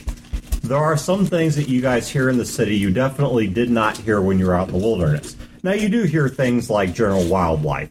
You can hear squirrels and chipmunks scuttling about. You can occasionally hear birds chirping or fluttering by. But you also occasionally hear prolonged people yelling in the distance, sometimes angrily, sometimes in terror, sometimes in pain. You sometimes hear things banging together. You once in every long time hear a gunshot. But the city is relatively quiet. So Chicago hasn't changed much. Fewer gunshots. Yeah, exactly. Things have actually calmed down and gotten more peaceful. Less people will die this weekend. Oh, pain. So that was the solution all along. Just no people in the city. Oh, that's correct. So, you guys head all right. Do you go to the front of the building? Do you go to the side of the building? For lack of any other better plan, why not just knock on the front door? Half the front doors off the hinges anyway. Like at someone's home? She's got a good point. And Gil just kind of hobbles over to the front door and kicks it in. One of them's open, but okay. You kick the other one and it falls off its remaining hinge and slams on the ground. And the cacophony summons the next IST gang. I was hoping it would just smack back at him. We don't really call it an IS gang. It's more like a rape train. Right. I will have. This is not funny. Especially coming from people who have probably been raped in prison. I don't want to talk about that. And then he goes inside. You have a distended colon like a monkey's tail. Pooping's really quick. That's all I got to say. You just drape it. You can just hold your distended colon and aim it like your dick into the toilet. Thank you, brother. It's very convenient. Right? It's great for a wiping. Sometimes you just you gotta get out. Kind of. Brother. Actual play, not native episode. All right, I'll punish myself by going pee. It's like playing the I judge. look over at Junior. Well, if anyone's in there, they'll shoot him first. Oh yeah, you're right. I've already been shot once. I mean, what are the chances of getting shot again? Right, it's like getting hit by lightning. That's right. I go in as well, but I don't kick the door down Okay. since it's already. There's kicked light down. coming in from the hallway that you're in right. Oh, actually, no. You guys walk in to a large, what was once upon a time a large front, like a lobby.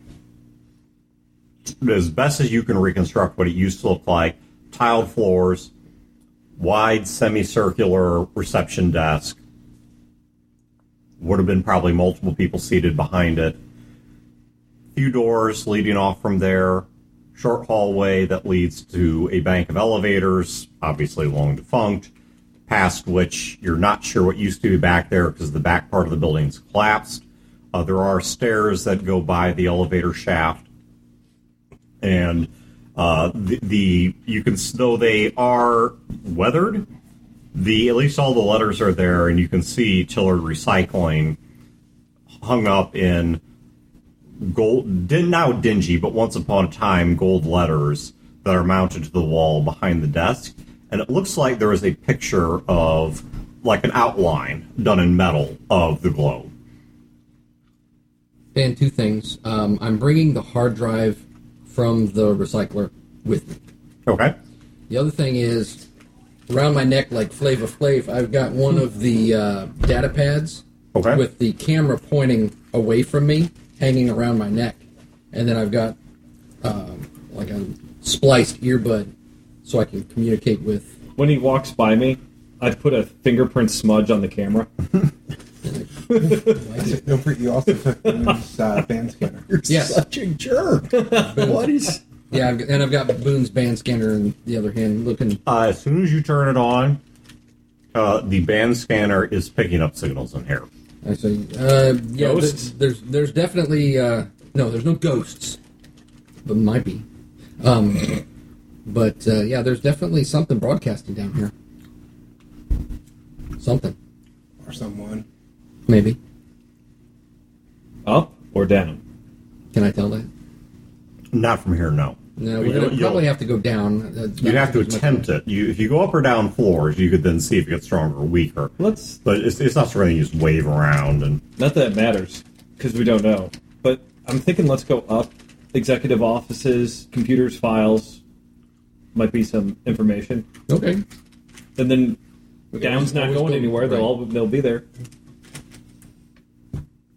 You lead the way, man. After you, Scotty. Oh, I thought you were leading. No, I just opened the door. All right, I will take points. I've got my combat knife out. Okay. Everyone give me a perception check. I'll use this for a couple things. Not so good. Well, I'm doing better. 14. I got a 16. Okay. No. You guys get to the stairwell. The stairwell's cluttered with some rubble that's fallen from the walls. Looking it over, you think that the stairwell is, and the things immediately around it, assuming there's not something like a really strong windstorm that comes through, you think is structurally sound enough to use. So, no idea. None of you are engineers, but you think this is structurally sound enough to use. Well, this looks pretty structurally sound to me, guys. From here, there is a more, or what used to be a more elaborate and ornate sort of setup going upward, and then there is also farther back and much darker, just plain concrete. There is then a set of stairs that goes down. Guess let's go with the elaborate one. Yeah, it's going up.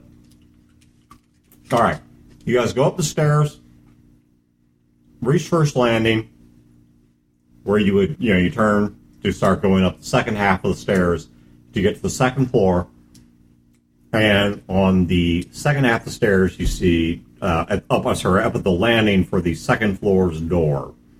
You see two large, gruff-looking men with bare skins draped over them, standing at the top of the stairwell.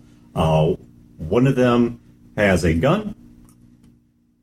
It's a piecemeal sort of rifle, like a carbine. The other has a spear. And Oh, shit.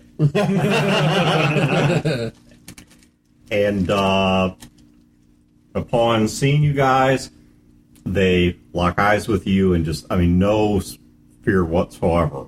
They just aren't even moved by the sight of you guys.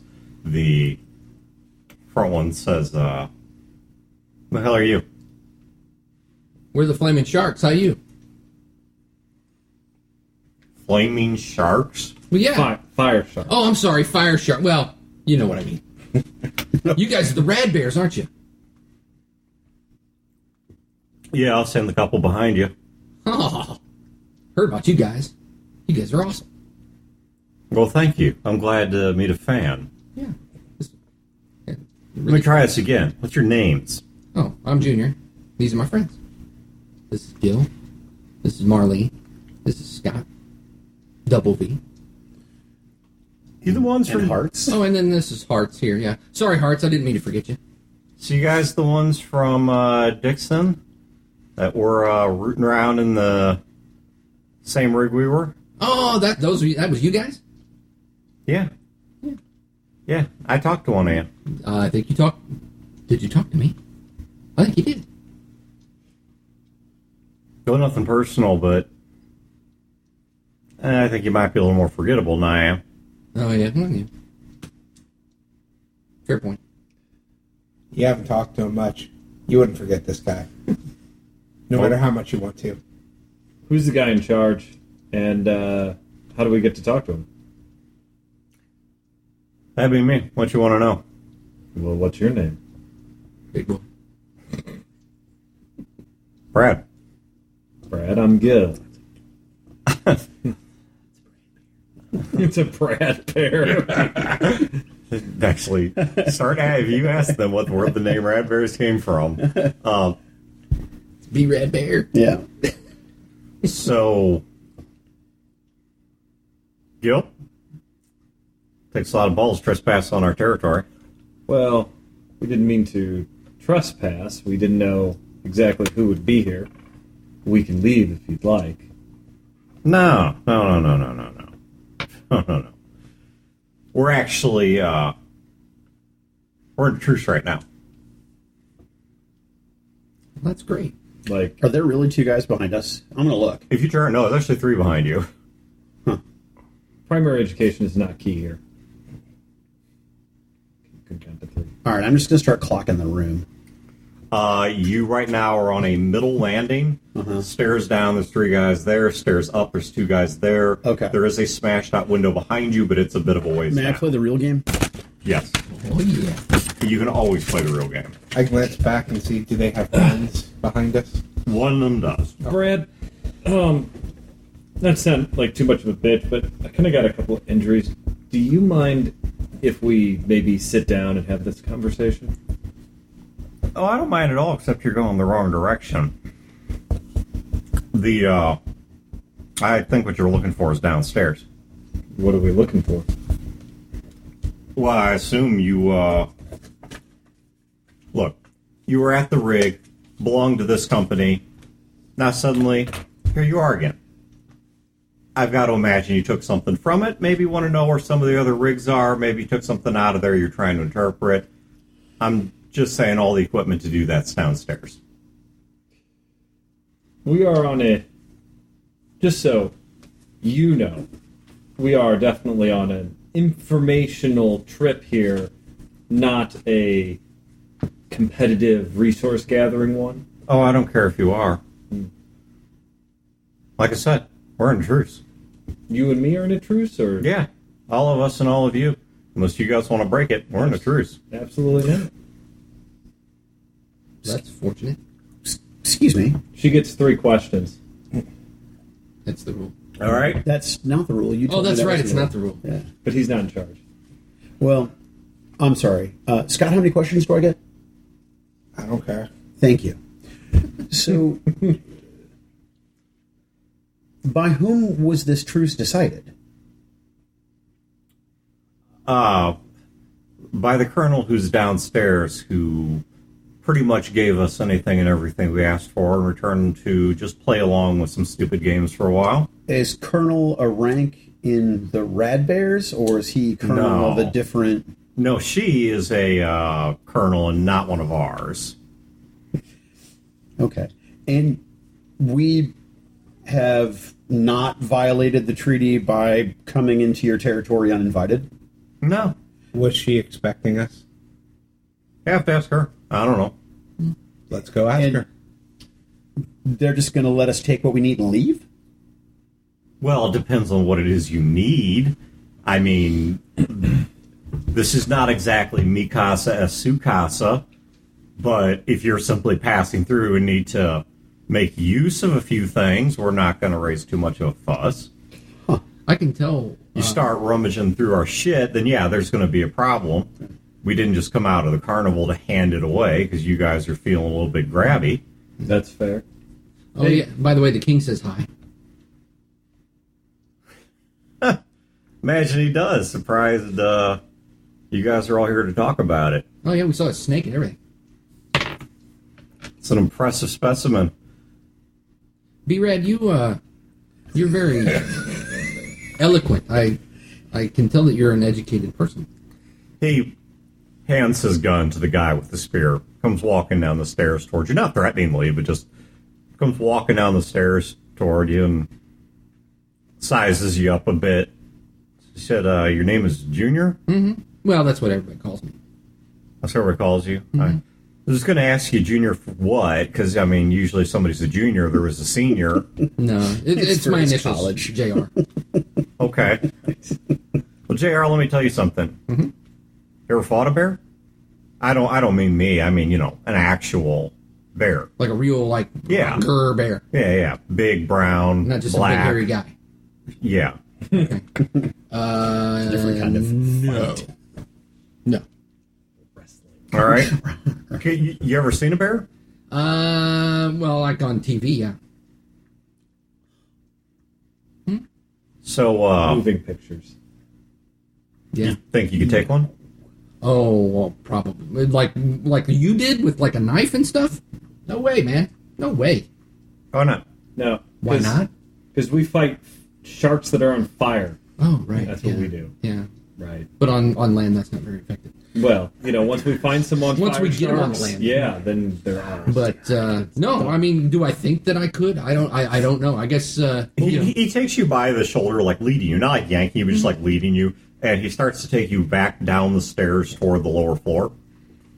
I don't resist. And I follow. He's talking as he walks. Says, so you don't think you could take a bear? Well, no, that's why you have my utmost respect. Well, thank you.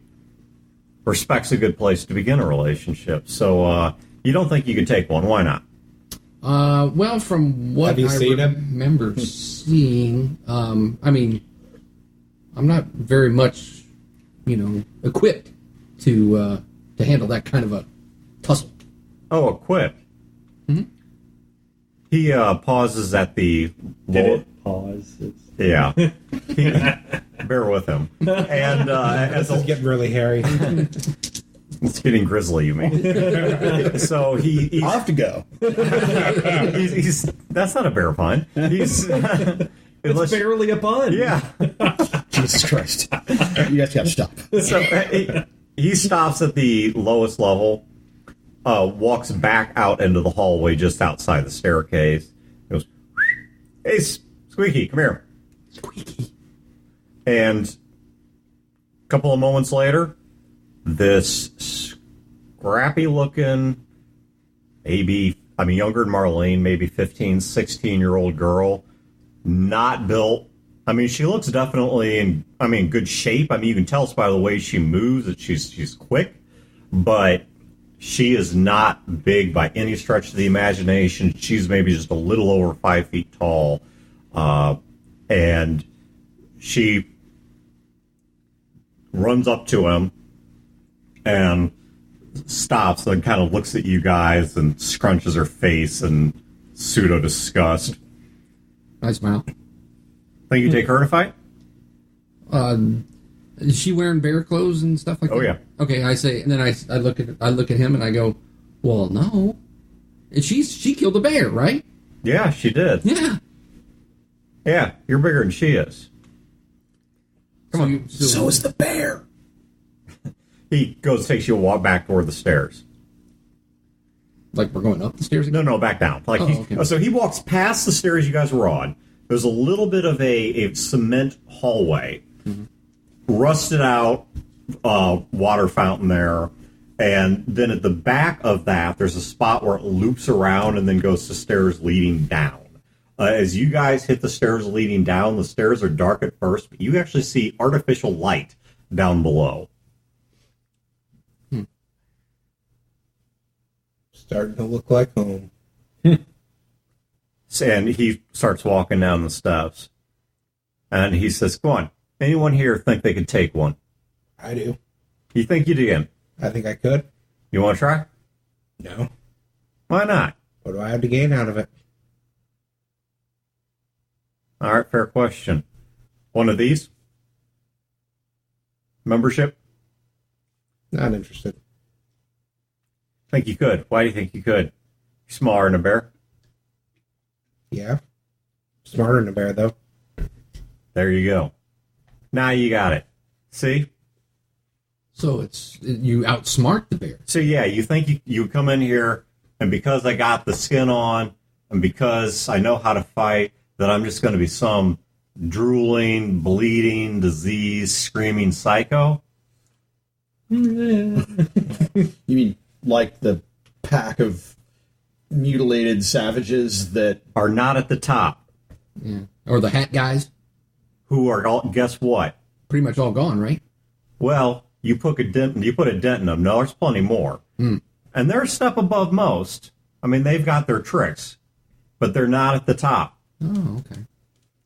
Because you got to have it all. You got to be quick. You got to be good with what you got, but you also got to be able to think. let me shock you some more. Yeah, give me the shocker. I read quite a bit. Oh, good. That's good. What do you read? Whatever I can find. Hmm. He takes you guys down toward the bottom of the stairs. Gilbert's comic books. Yeah. A lot of them. Well, Brad, you know what? I think you're saying it wrong. I think it's B-Rad. Okay, B-Rad. You know what makes a person stronger than killing a bear? What's that? Taking on a guy who killed a bear. I like how you think. He'll just walks on down the stairs. Once you get near the bottom of the stairs, he steps back and just lets you pass. What you guys walk into looks like once upon a time this was a maintenance area, maybe a workshop. You're not sure what was done down here. Computer repairs, maybe, possibly parts repairs for recycling machines. This is not some giant garage. This certainly could not have housed one of the rigs. So what you're looking at here is corporate offices. Like I said, this is not a giant service platform for the rigs. Now, it is possible they would have repaired individual parts here, some of the higher tech parts, or maybe you're just in a workshop where all they did was drill out stuff for, office manager, building maintenance type stuff. Yeah, kind of one of those. I'm curious about those PB&J things.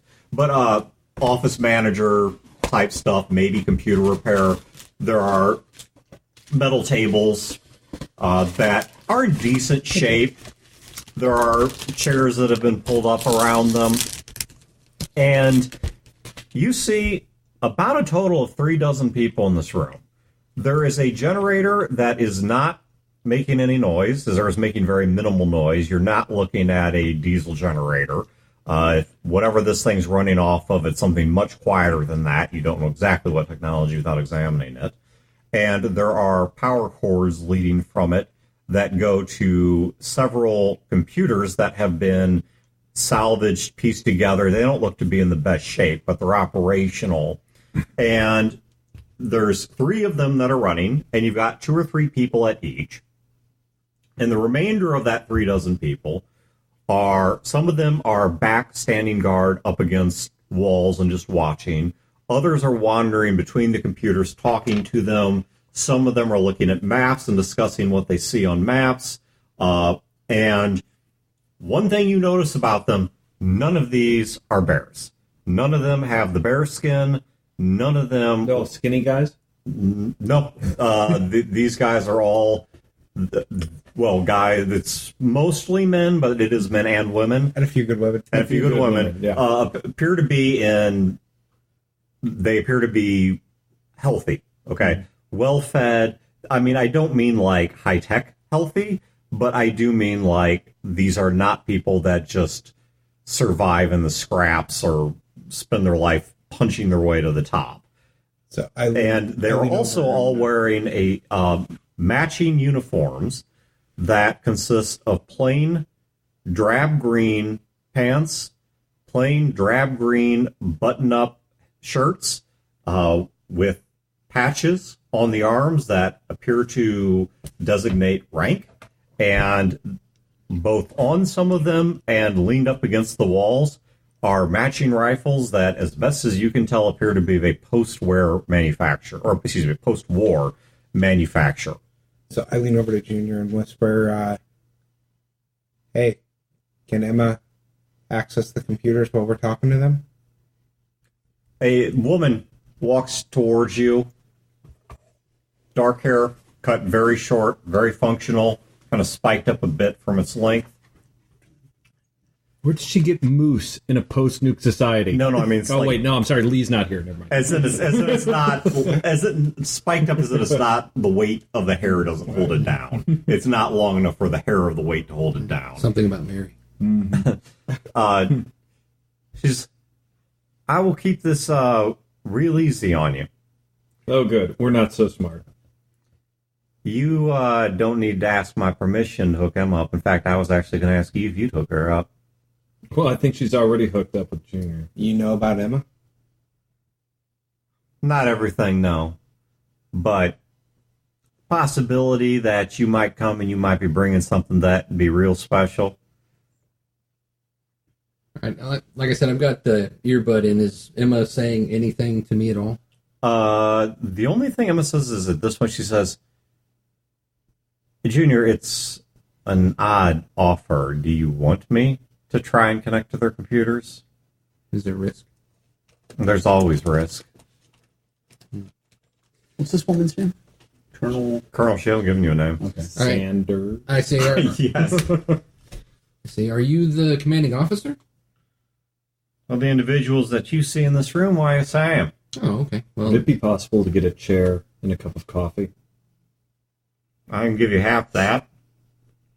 Would half be the cup of coffee? No, half would be the chair. Well, I'll take it. Give you some hot dandelion if you want that. Oh, no, I'm about dandelioned out. And chicoryed out. sarsaparilla. That gives you brain damage. Oh, damn. It's also not good for your liver. Yeah. Neither is Fat Tony's homebrew.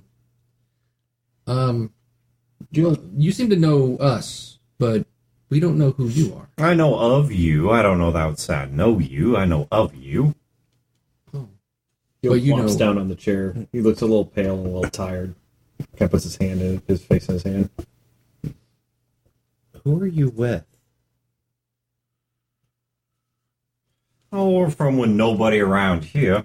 But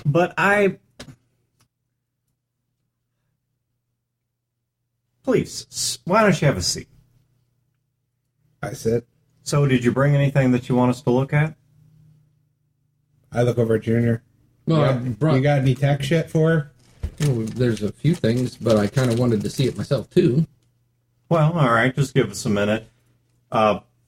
Sergeant, do me a favor. Wrap up within the next 15 on that. The computer, we're going to need to borrow it for a little bit. All right, I'm watching what are they doing on their respective screens. Can I make out what they're doing? Maps. Mostly just looking at maps. Some of them very zoomed in, some of them very zoomed out. The ones that are the most zoomed out show as much as a quarter of the globe. Okay. Perf man, command prompts, and that guy's playing Galaga. Right. That guy's playing Gallagher.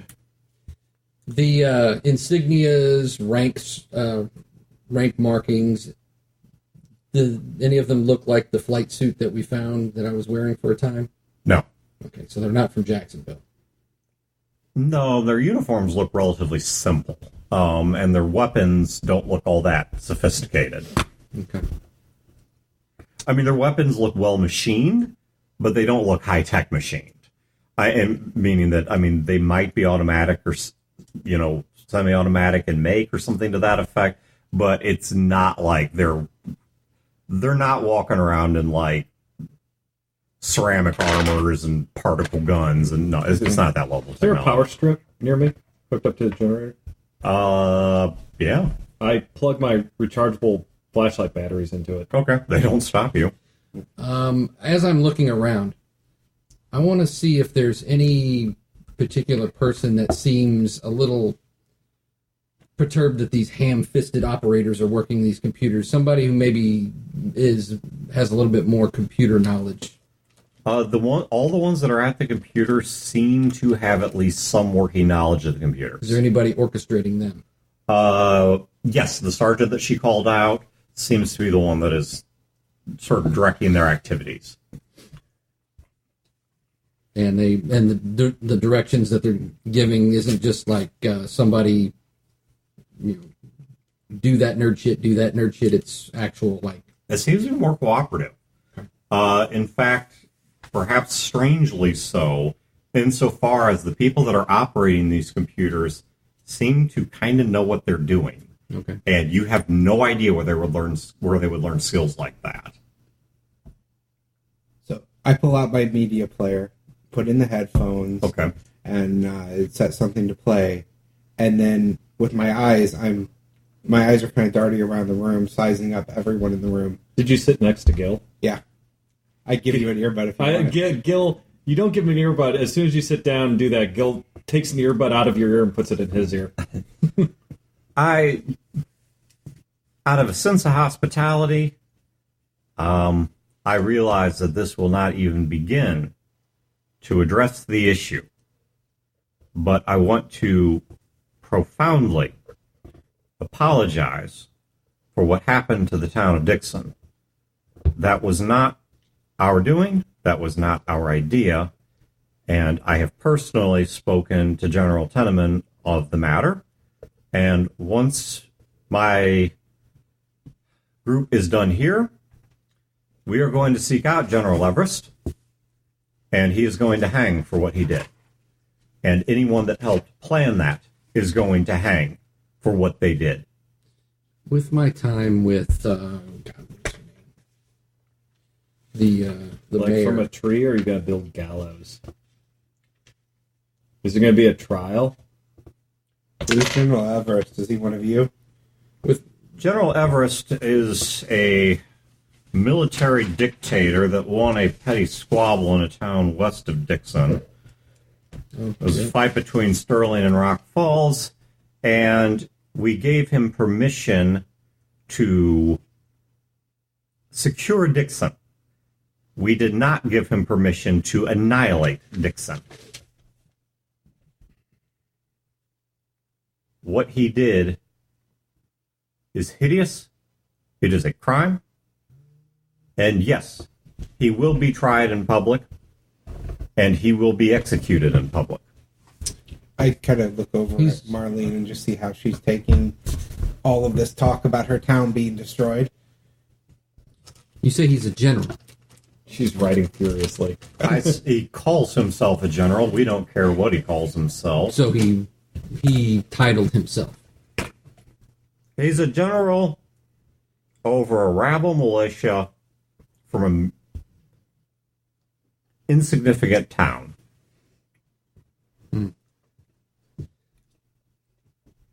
Marlene is doing her best to have, whatever she would consider stage presence, like when she's performing, to sort of disassociate from the moment. And so obviously she's listening, but she's not visibly registering what's going on.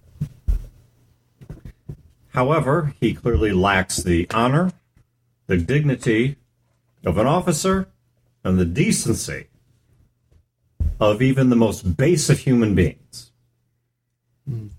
Well, he's a post-nuclear wasteland warlord with a uncontrolled militia, so you are correct.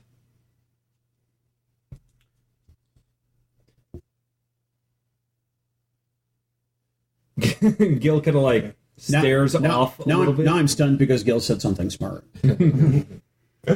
Gil kind of stares off for a minute. He's looking kind of pale.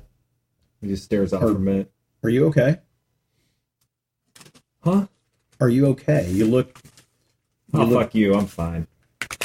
Are you sure? You look pale. Maybe we should get you back. I've never been better. We did get a missive from him. From General Everest? Yes. Regarding an encounter that he apparently had with you, Gil, and a gentleman by the name of Dr. Poe. Is one of you Dr. Poe? He fell in the chemical toilet on the bumpy road. He's still cleaning himself up. Okay. Well, he did at least follow the correct orders there, which was he was to show no violence and to extend the greatest of courtesies to you should he encounter you. And by the way, we will see to it that, regardless of what happens to his command, that remains the case. Should you ever want to return to your place of original operations, you will not be harmed and you will have access to all of your possessions there. Oh, I got it. So then I look over at Gil, just kind of and then so he spoke to you. Well, we didn't introduce him. He didn't introduce himself, did he? No. No. We didn't exchange business cards or anything. To be honest with you, I thought I fast-talked my way past a guard. You guys got stuff back there? We were told that we don't. Wait, who told you didn't have stuff back there? I motioned towards Gil. I mean, the town was pretty blown up. So then I look at her and I go, so basically you're offering us the charred remains of our stuff. No, your building is still standing. I just close my eyes. Did you know this? I mean, I thought it was a crater. Did you see it? The crater, yeah. So you saw the building destroyed. Yes. So one of you is misleading us. According to General Everest, he helped you open the door to it. It's a smoking remain. That will be easy enough to find out. I'll be returning to Dixon for his trial at some point here in the near future anyway, at which point I will arrive at the center of the matter. If it is, in fact, a smoking remain, he will have more to answer for. He will face the scourge before the hanging. Dude, she's Old Testament. Why? The funny thing is, like, Scott has no idea. Like, me as a player wants to do the whole, and you said that you had no secrets. But he never heard that speech. Gil really hasn't lied in this conversation. He did see a smoking crater. He did talk his way past a guard. But did the general help you open the door to the building that you inhabited? Wait a minute. Is Marlene asking? Yeah. Yeah, Marlene saw the building. She was in there a couple times. Yeah. Yeah. Did the colonel said that the general said that he helped you open the door to your building? Yeah. Now, is that what true? was left of it? Okay. Was the building intact? When we left, no.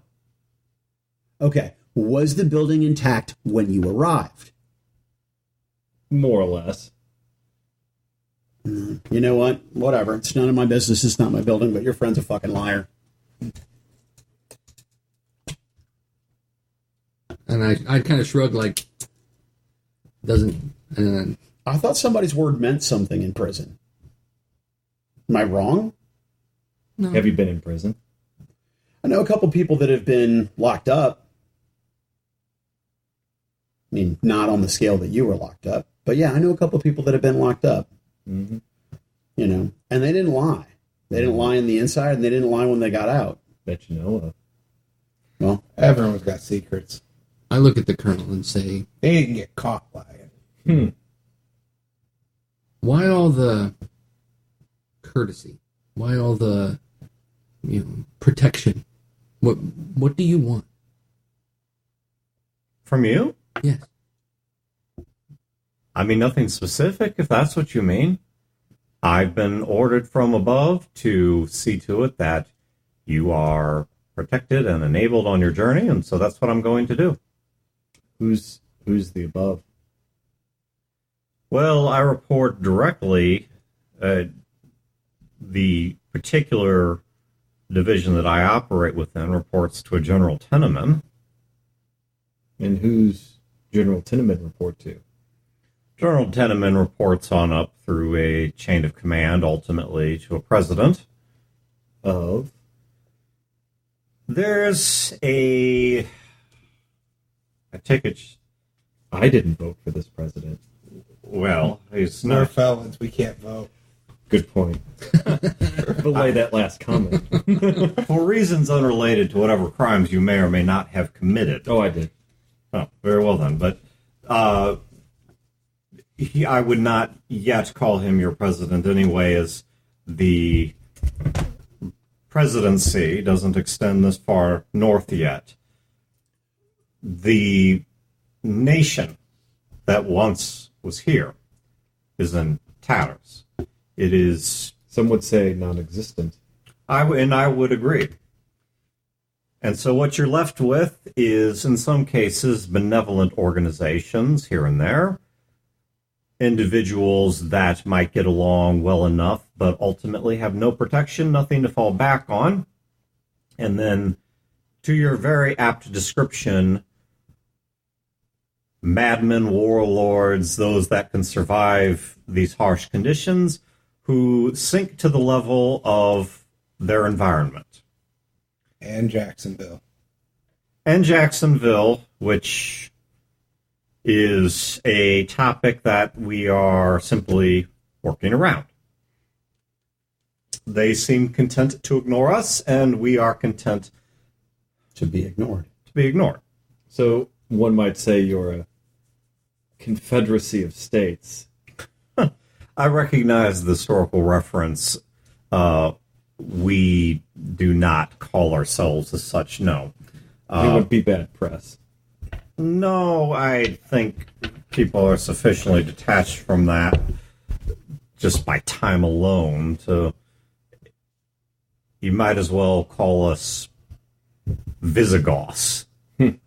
But I think it would be more apt to describe us as something of a nationalist revival. General Tillman? What was it? Tenement. Tenement. Like the donuts. All right. That's Intamin. Has General Tenement, or are you privy to information regarding Phoenix? Regarding... And that's all I say.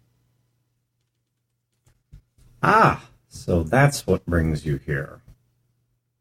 Don't worry, Marlene. It's lies and secrets. You would hate it. I don't hate. You know what? It doesn't matter, Gil. No, the line you're thinking of is "fuck you, Gil." I have no reason to curse you. I don't have any idea what Phoenix is either. A question for a question? Sure. I'll happily answer your question, but I have one for you first. One that I was ordered to gather as much information as I could on, and have so far drawn absolutely nothing. And from what little I know of the topic, you seem to be the perfect individuals to ask. Indeed, maybe the only individuals outside of the borders of Jacksonville that I could ask. What is Aurora?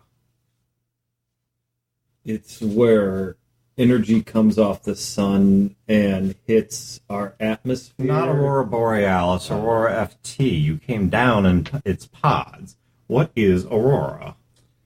Was that the name of your prison? No. No, the station had various names, the most well-known of which was Olympus. It carried a simple designation of 2B as well, though that was... We also called it Olympic. Yeah. Old limp dick. Thick, yeah. Is that from the saltpeter in the food? Yes. No. And then no smoke. Which, of course, didn't work. As far as we've been able to piece together, Aurora was some sort of a deep space colonization. What? Mm-hmm. The pods had resources that then got blown up. We're assuming Jacksonville blew them up. That's right, Jacksonville.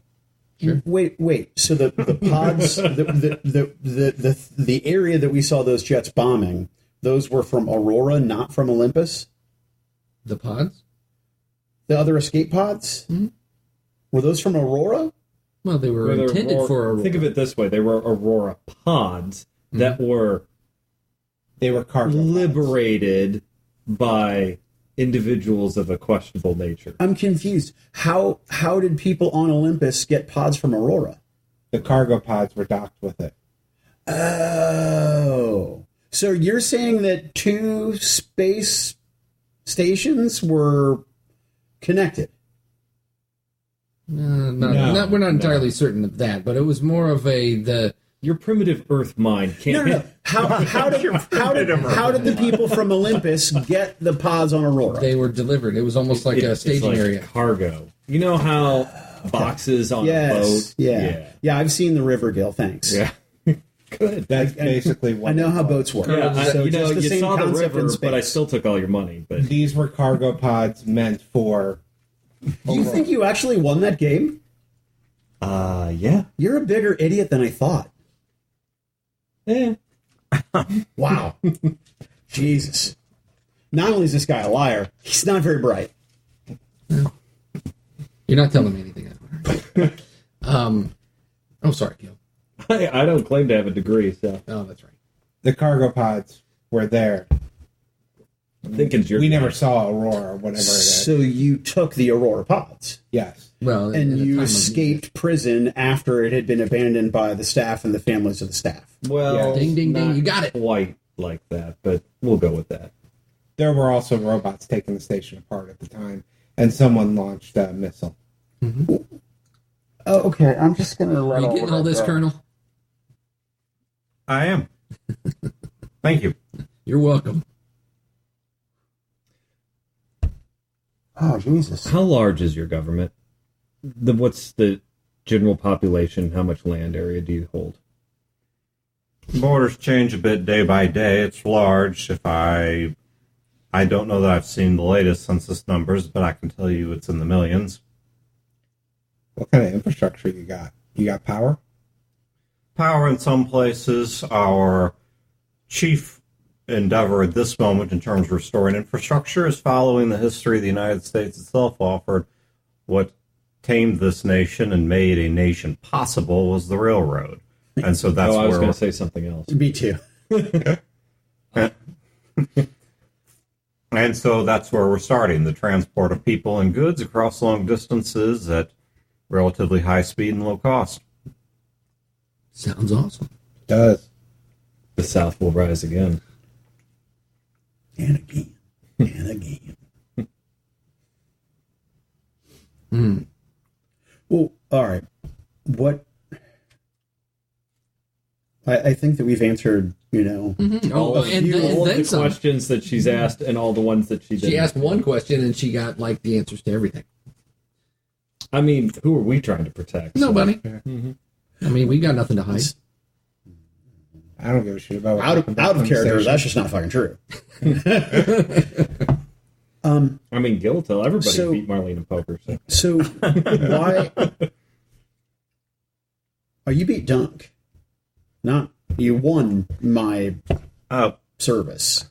Again. I did not win your service. So You got property. You Well, I came- know that's what I said, too. Although these guys might have some laws about that. So you came out here to till recycling. I have to imagine that you've got something you want looked at. Mm-hmm. I mean, do it yourself. yeah, he's got this weird rash. The computer's clear. It sounds like a trap. Is it? Yeah. What Gil said. But aren't you a security expert? Mm-hmm. I mean, this is your wheelhouse. All right. Scott, I don't know about this shit. I want to get out. Do you Are have there any soldiers that Little House on the Prairie on this thing. are there any guards that are Fuck like not attentive or not doing computer stuff? Yeah, I mean, it's hard for 3 dozen people to all be simultaneously Sure. perfectly attentive. All right. Well, Tell that to our boss. I'm gonna. Jesus. Yeah, things I need to keep off the air. So. All right. Well, then I'm gonna get out. I'm gonna get out my deck of cards and just kind of not do anything fancy. Just kind of shuffle like a normal person would riff shuffle your deck and say, "You guys want to play cards?" Yes. Gil, you ever watch Sons of Anarchy? I No. got that on here. Now, does that have Laura Ingle in it? No, it's No, on motorcycles. It's all motorcycles and crime and yelling and shooting. No, So that's are not you. what I want. Yeah. Yeah, I live that. You think I want to relax to that? All right, Julius. Give me. I asked the colonel as I'm sitting down at one of the stations or whatever, which one she cleared out for me, and I'll say over my shoulder, "Was it you that sent the rad bears to the recycler?" Did I directly order them? No. Were they hired to help me retrieve it? Yes. Okay. All right. So I just sit down at the console. All I want to do is decrypt the hard drive. Okay. So I'm going to have you make 2 rolls. The telemetry database. The telemetry database. All right. For starters, all right. The first one, I'll let you use your theoretical tech thingy here. Okay. 36, pick your best 2. So this is to check for, because you raised the question of security. Mm-hmm. so I'm going to give you a chance to see, are you being monitored? Right. Can you trust the computer you're on? Right. All right, so 3d6, pick the best 2 plus smarts. This is to see if you can trust the computer. That is a 19. Okay, so the answer is, to the best of everything you can see, yes. Okay. This computer appears to be running more or less in its default state as it would have been decades ago. Okay. You don't see anything that looks out of the ordinary on this thing. In fact, from where you were living up on the space station, people were continuing to develop software and such. So in some ways, parts of this look super sophisticated, maybe even beyond what you had on the space station. Parts of this actually look a bit archaic to you. So it's kind of a mixed bag. But you do not see anything that to you looks like monitoring software and infection software, things like that. Rootkits. Let Yes. Emma loose. Let her take the computer power. So yeah, that's what I'm going to do. All right, is there? Let Emma off her leash. Wow. I say I look over at the colonel and I'm really kind of talking to Emma and I say, is this wireless or is this all just hardwired? In your ear, you hear, there are wireless systems that are still operational throughout parts of this building that I think I might be able to tap. The colonel says, well, some of it's close wireless. From what I'm told, it doesn't have much of a range. So, where in doubt, we use wires. Okay. Yeah. Mm-hmm.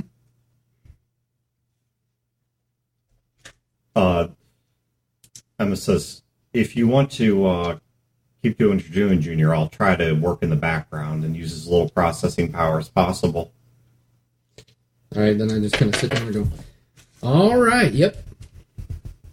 And I'll start trying to decrypt the Okay. telemetry data. The telemetry data or the The hard drive. the hard drive. Okay, so 3d6, pick your best 2 plus smarts. Again, 19. 19. Okay. Now, is this cybersecurity that you could normally break just on a lark? You don't know, but it does help that you are sitting at part of the computer network that was used to create this encryption in the first place. So, I mean, it's possible you're stumbling across a variety of things like mathematical vectors and, up to and including even the decryption keys for this thing. So, you are able to get into it. You are able to open up its data. All right. Now, a lot of what you're seeing, there's tons of data. This thing was in operation for several years. And it like, if you dig into the data, you can see everything. I mean, down to how a particular one break on one of its drive mechanisms was operating for every second for years. So, I mean, there's enormous amounts of data. All right. But let me give you the highlights of what you're probably most interested in. Okay. Porn. So, there's an enormous amount of pornography on here. This robotic recycler is some kinky shit. You know what I like? Cornography. You can imagine. So I'm all ears. There's a lot of stalker porn in that. I'm gonna pop. It's a maze. Let's get back to the game and tell us about the kernel of this operating system. Yes. Oh, shucks. I'm so sorry. Well, Chad Rose. So this particular recycler was working an area of northern Illinois outside of Chicago and was specifically being sent to a few sites. And it's not like, I mean, to some extent, did this thing do litter control? Yeah. But more than that, it was generally sent to sites that were of particular interest. And then what it would do is it would simply consume those sites, sort them out, and then go to various dump sites or processing sites. Orphanages, old folks' homes, that sort of thing. Where it would offload what it was carrying before returning back to work. it was at intervals human manned or human operated or human observed, but it also did a lot of what it did on its own with minimal observation or direct intervention. Now, among its favorite picks, for example, was things like landfills, places that used to be just piles and piles and piles of unwanted resources that now the technical power existed to take all those resources and to, in some cases, just directly sort them, but in other cases, to prepare them into new chemicals and things like that, to be able to work them such that they could be used for all kinds of things. And so there was a lot of waste from a more consumerist age that this thing was able to pick through. Now, what happens near landfills? Yeah, things like landfills, also abandoned industrial sites, things like that. But basically, things that, in a post-industrial consumer age like today, we would see as useless trash, whether literal landfills or abandoned portions of cities or old industrial sites. And this thing would come in and start to do what it could to work through that, and then take up useful resources that would either be picked up by secondary machines and then delivered to processing sites, or this thing itself at times would even go to a processing site to offload. So like things like plastic. Yes, precisely. Okay. Metals. Right, like, that friggin' kitchen sink that you threw away that ended up in the landfill. Well, that's metal that can be melted down and slag scraped off and used for other stuff, right? Yeah, exactly. And the old tube monitor that you slipped into your trash can because you didn't have a place to take it anymore. Right. Yeah. I got you. Copper. Yeah, that's exactly the sort of thing that this thing was after. All right. So what happens near the end of this thing's life? Okay, so as you're following it towards the end, it was supposed to be on an empty return trip to a service point that's out a little bit west of Chicago, okay, which is the route that it was on. That's where it strayed to, it passed through what ultimately became its resting place, is it had a sort of an easement, I guess you could call it, that it traveled along. And from what you know of the U.S. government during that time, they treated those passages as they tried to keep them from doing too much damage, but sometimes they would pass through farm fields or whatnot because it was just a necessary part of their operation. And so it was kind of an government overreach. Yeah, believe it or not, that happens sometimes. So it's kind of an eminent domain, public interest sort of thing. All right. So what happens is as it gets near that spot, it's along the way, it's basically doing targets of opportunity. And so it's picking up things like litter, industrial junk, old farm equipment, just whatever it happens across. Hobos. Get a lot of resources from hobos. Mm-hmm. Like shotguns. That's right. And Soylent Green. Mm-hmm. And out in the middle of nowhere, because this thing had to have some way of distinguishing what's abandoned versus what is somebody's possession, okay? For example, obviously you can't have it if nobody's in their car at the moment. It just goes down some street where there's street parking and recycles everybody's car, all right? So it had algorithms by which it tried to determine what belonged to somebody versus what was just uncatalogued junk. In other words, litter or just unknown items. And as it was passing through the area, it stopped and came across what it considered to be abandoned industrial lines. And looking at the material, it looks like these are power lines, maybe optic lines. You're not exactly sure what they were used for, but it found a substantial quantity of them and began mapping them as it recycled them. And somewhere in the middle of that, the data just suddenly stops. It is just shut off. And you have no idea what the heck did it, except as you look through its logs, you don't see any what in computing we would call a graceful shutdown. It's not like it says shutdown order received, shutting down 30 seconds. What? It's just like the data just ends. Is there a date? Yes, the date that occurred was about 3-ish weeks before the nukes. Okay. And it just suddenly stops. Okay. So as you're looking at this data, and this is going to take you a little while to process. So let me come back to that because there is more to there. Okay. But let me come back to that, give a pause here for a moment. It's taking him a bit, of course, to do this and to sort through all this data because it's not like it's telling him. I mean, well, I guess Emma could help him because she would know how to heuristically sort the data and be able to come up with a narrative to it and such. But before we get to that, you guys have time to kill. Is there anything in particular the rest of you Killing time. What? want to be doing or killing while that's going on?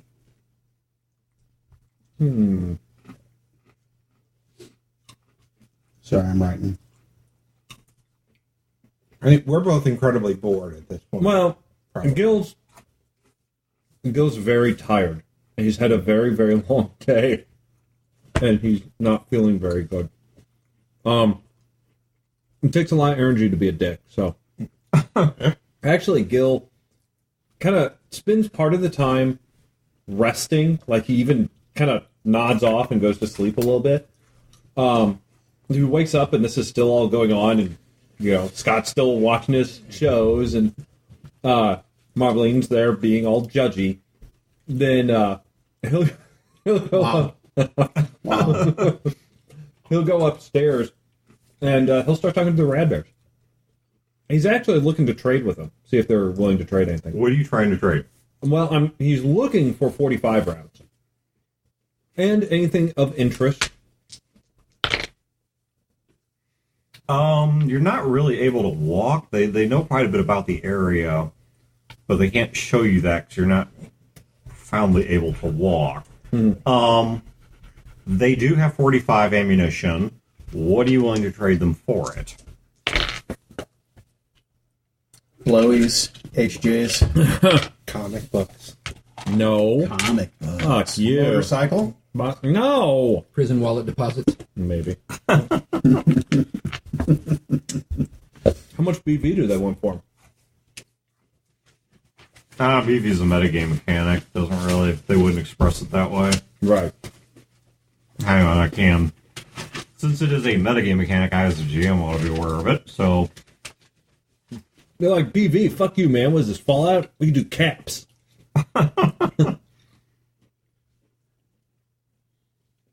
Yeah, and you're not too far for it. There's no coinage around here, like there was in St. Louis. Space coins.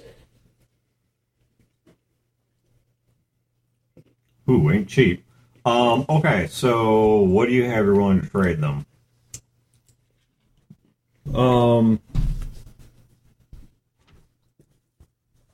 I've got, how about a 38 in really good condition with 5 38 bullets? Done. They can offer you in return 13 45 rounds. Make it 20. This is good, man. Plugged in grease, wrap, no elements. I mean, this shit is like pre-war. It's not gonna blow up in your hand. Give me the presence is your thing. So give me 3d6, pick the best 2 plus your charisma. You're probably gonna win this, but 4, 5, 6, 7. We don't have charisma, so social. socially 14. 14. Okay. Yeah, I agree to that. All right. All right. So you have 20 rounds, 45 ammo, but lost the 38 in its ammo. Oh no.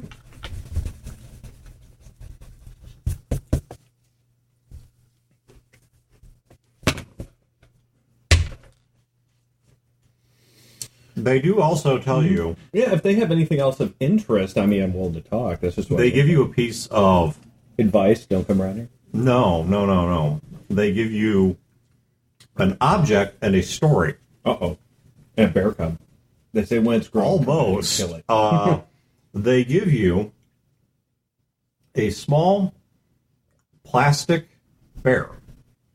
And this bear is marked for the Chicago Zoo. Mm-hmm. And on its base, it is labeled as being the like, so on one side is Chicago Zoo, on the other side it says Bradley the Radical Bear. And what they tell you about Bradley the Radical Bear is that Bradley was a one-of-a-kind GC project that was done by a local company that was long since gone. The nukes hit it dead on, it's gone. Sure. And Bradley, to the best of their knowledge, was the one and only of his kind.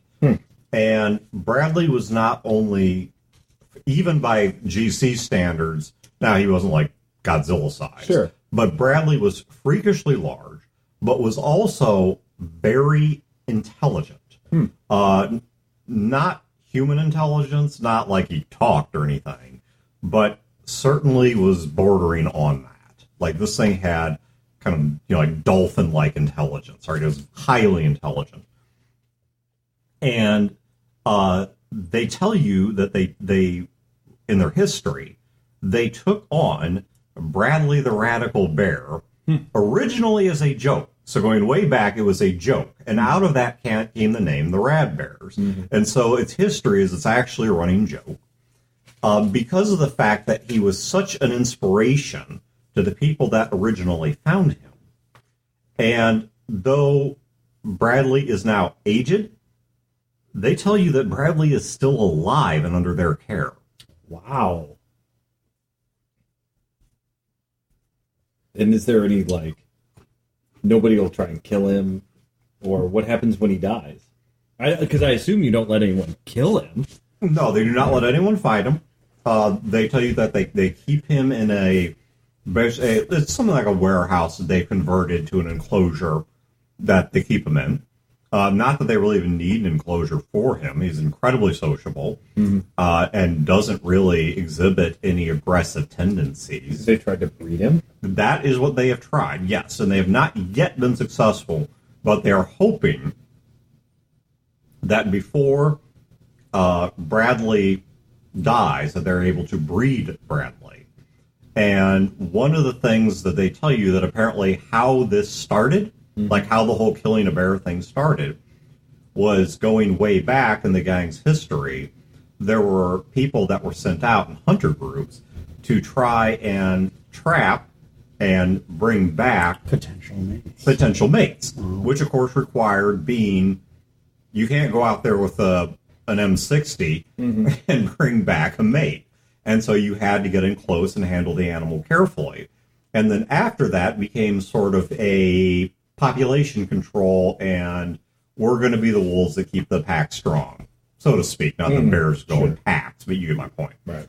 And so that's what they were trying to do, was to thin out the weaker ones, and that carried on to the modern practice of them now killing a bear to become the strongest. But one of the things they do when they're not doing the other things they do, which, as you talk to them, hear some of their stories, they are still in this group. They're not good people. But one of the things they do is they do still occasionally go out on hunts to try and spot a female mate that is large enough and worthy enough, and what they think, just by eyeballing a close enough of a match to Bradley, to have Bradley's cubs. And is not yet succeeded, but they're still trying. But that's why the title of the leader is Brad, and that's why the name... Oh, it's not his real name, it's a title. Oh.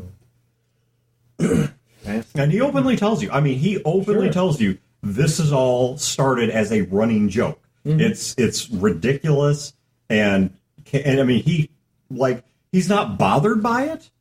It's kind of one of those things where he's tough enough he doesn't have to look cool anymore. Right. He doesn't care that they look ridiculous.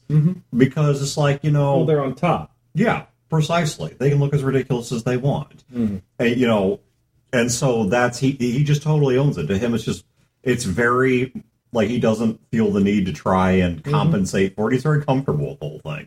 But no, he openly admits the whole thing's a running joke. It's cheesy, it's ridiculous, it's whatever.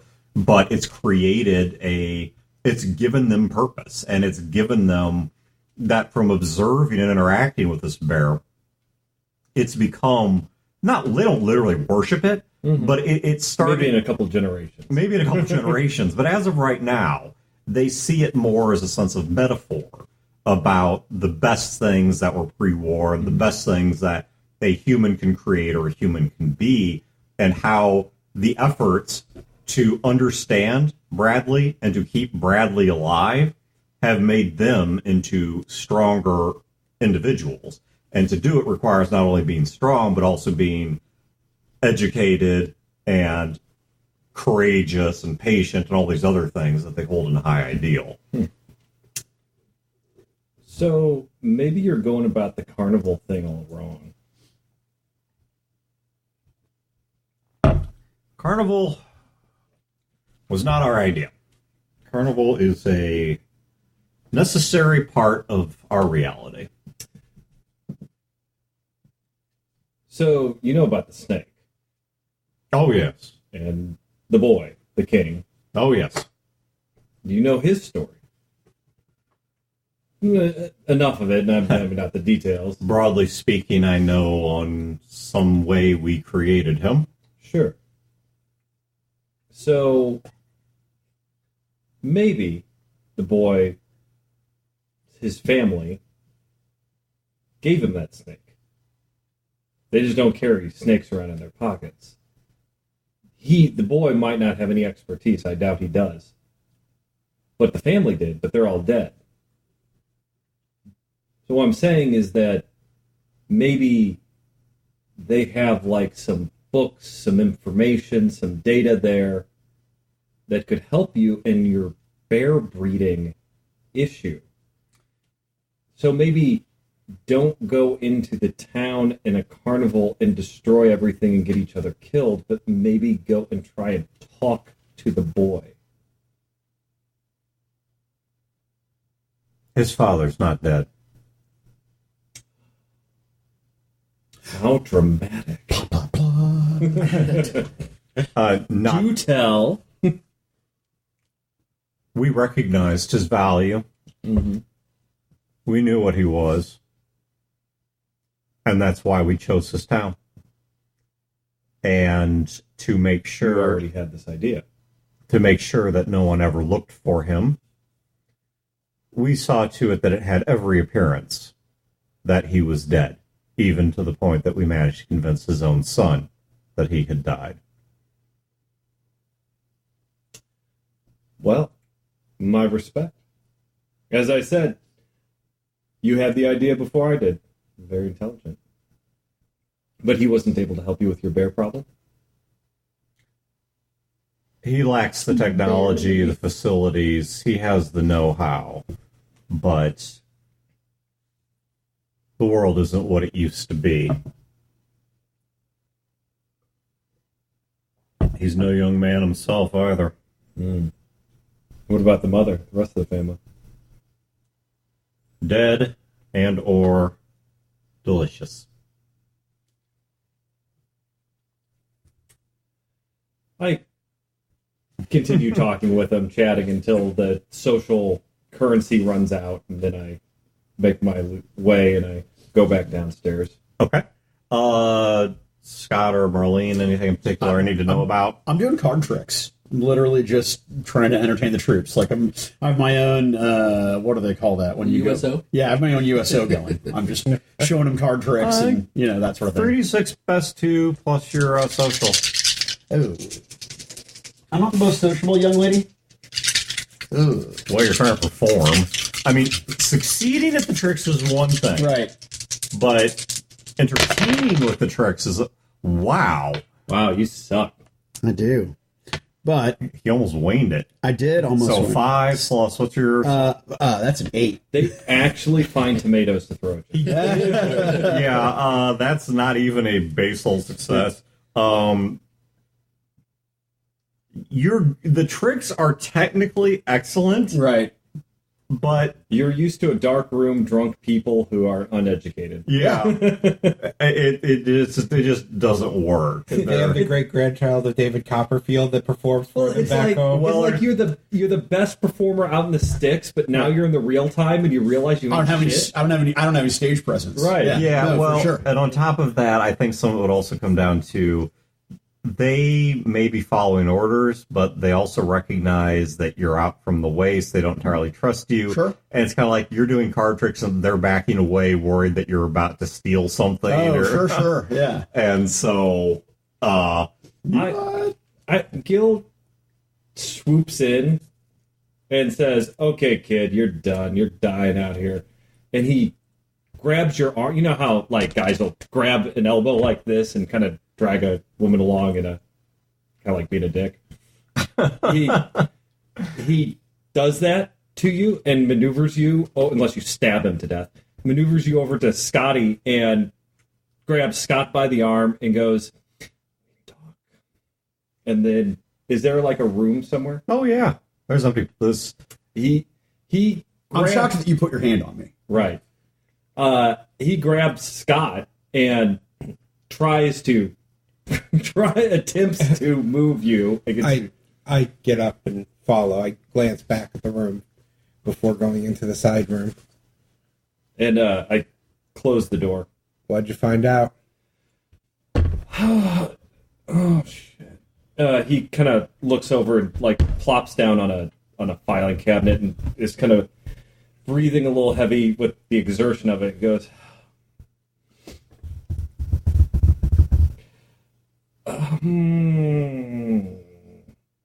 So, how would you guys feel about the idea of putting all of our lives in incredible mortal danger to go rescue the father of a child? Why would we do that? If I have to explain it to you, you would never understand.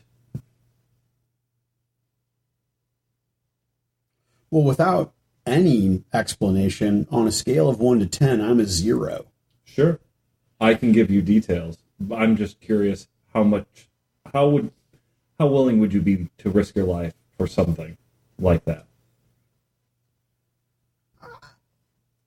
I don't know. Who's the kid? The king. Where Seems to be. the king's father's alive? Yes. The Rad Bears have him. They ate his family. They kidnapped his father, and then I take out the bear. If there's window, I mean, I close the window. yeah, no, you're excluded Yeah. place. I'm not. I put the bear statue down, and I spend the next 5 minutes telling the story. That man is valuable. Whoa. I feel bad for that kid, and I feel worse for his father. But we have a truce with the Red Bears, and that kid's doing fine on his own.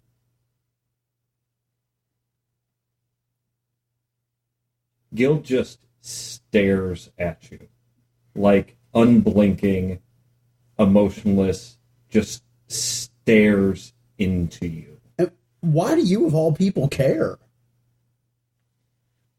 If I have to explain it to you, you would never understand. Would they trade for him? No.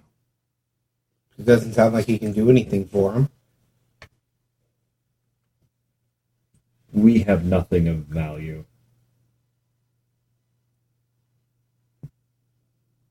Well, first of all, I don't believe that that's true. So what are they wanting for? To breed this stupid bear. But he hasn't been successful. Correct. So he might be close to the point of outliving his usefulness. At which point they'll probably eat him. I imagine they're holding out hope and just hoping they can get the right bear.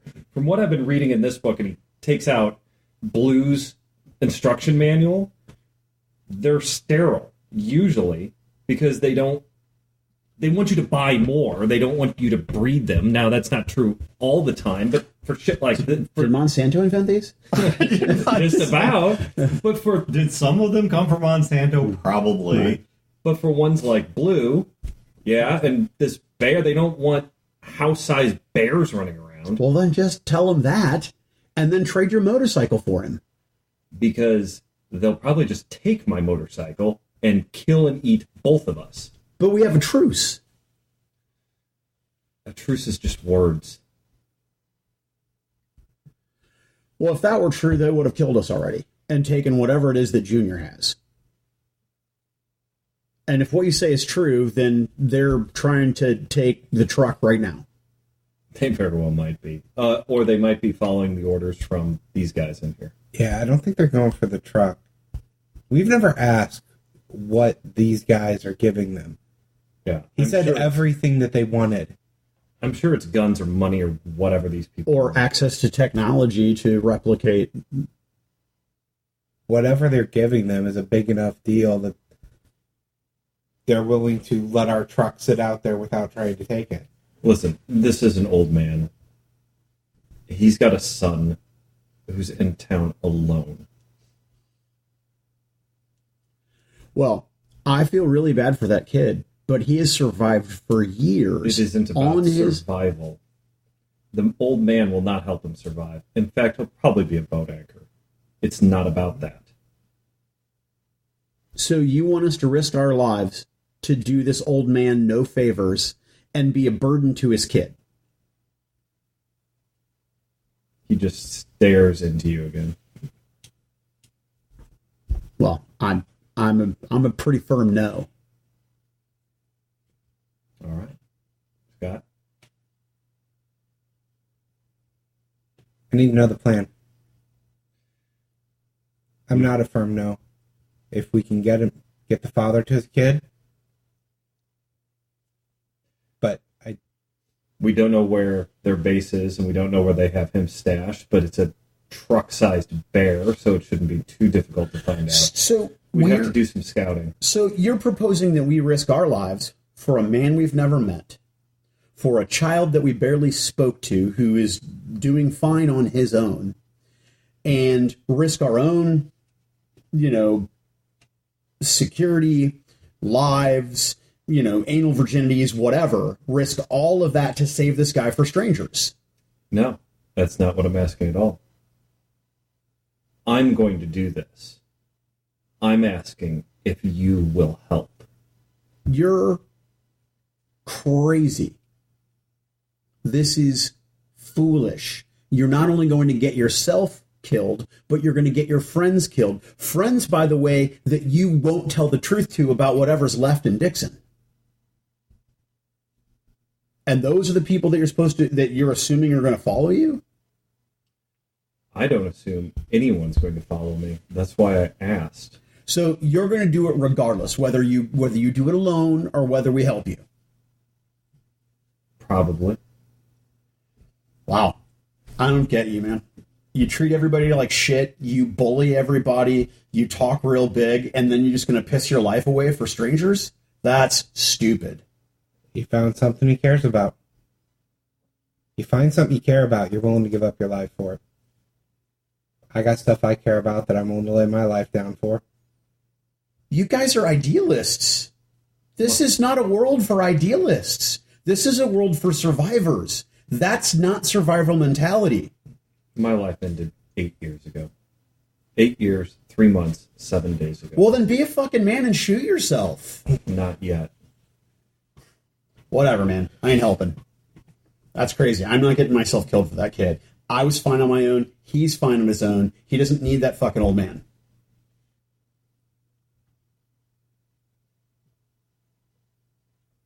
You think Junior or Poe will go? I don't know.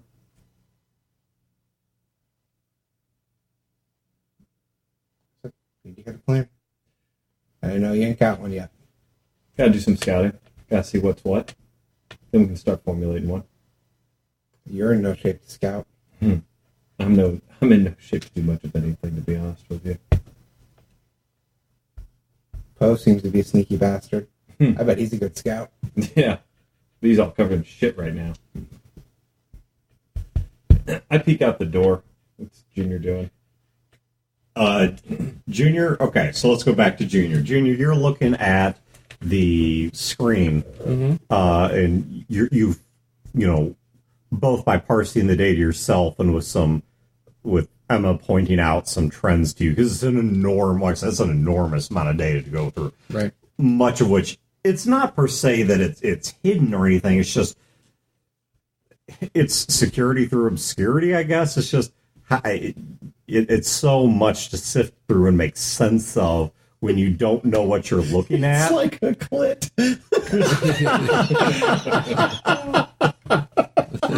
Wow. Just so much to get through. So much trouble. But so you all right? So as you're sitting there working through that,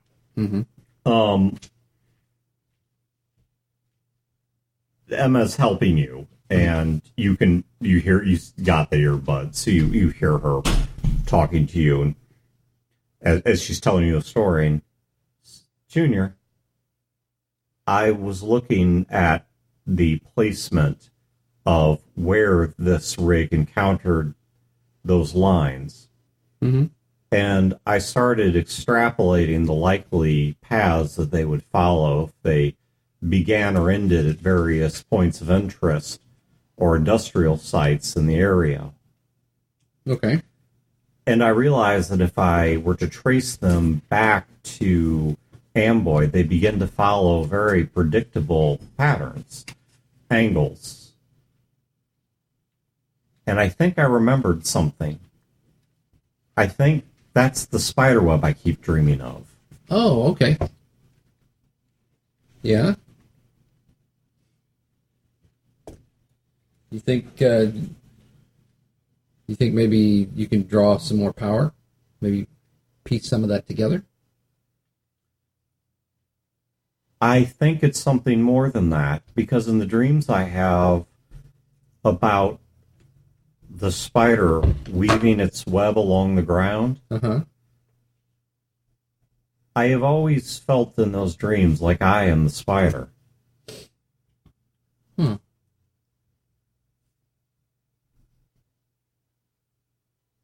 All right, and looking at the makeup of these lines, it's like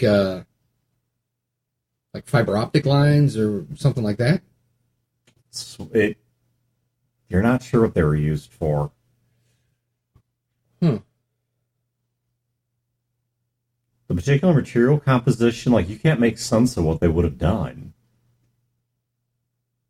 Which I realize leaves the obvious question what they were made out of, and I'm not a sufficiently good chemist or physicist to tell you, so okay. I'll just leave it at they're not made of unobtainium. Right. It's just the particular way that they're manufactured, you're having trouble coming up with what they would do.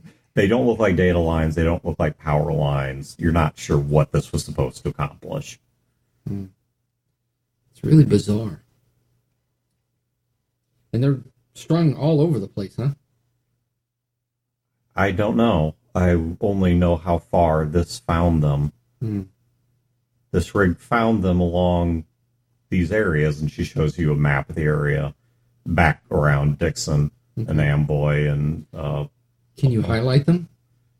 She starts drawing lines over the map, showing in one color where they were, and in another color, if she were to actually extrapolate them back to Amboy, what they would look like. Okay. And it does look like a spreading pattern, almost like a fractal pattern of angles and triangles and such that come off of Amboy. All right. I lean back and I'm looking kind of out of the corner of my eyes, looking to see if any of the tech nerds are looking at what I'm doing. There's a good chance they're not, because they've got their own work now. Okay. All right. The sergeant that's directing everything. Yeah. I look over at him and I snap my fingers. Hey, you. Oh, the look he gives you. He walks over and he stops in front of you, and he bends down and looks you in the face and says, "Boy, snap once more." Well, you're obviously not watching what I'm doing. I'm a strange operator that's accessing your system. And you don't have anybody watching me? I have my orders. And I follow my orders.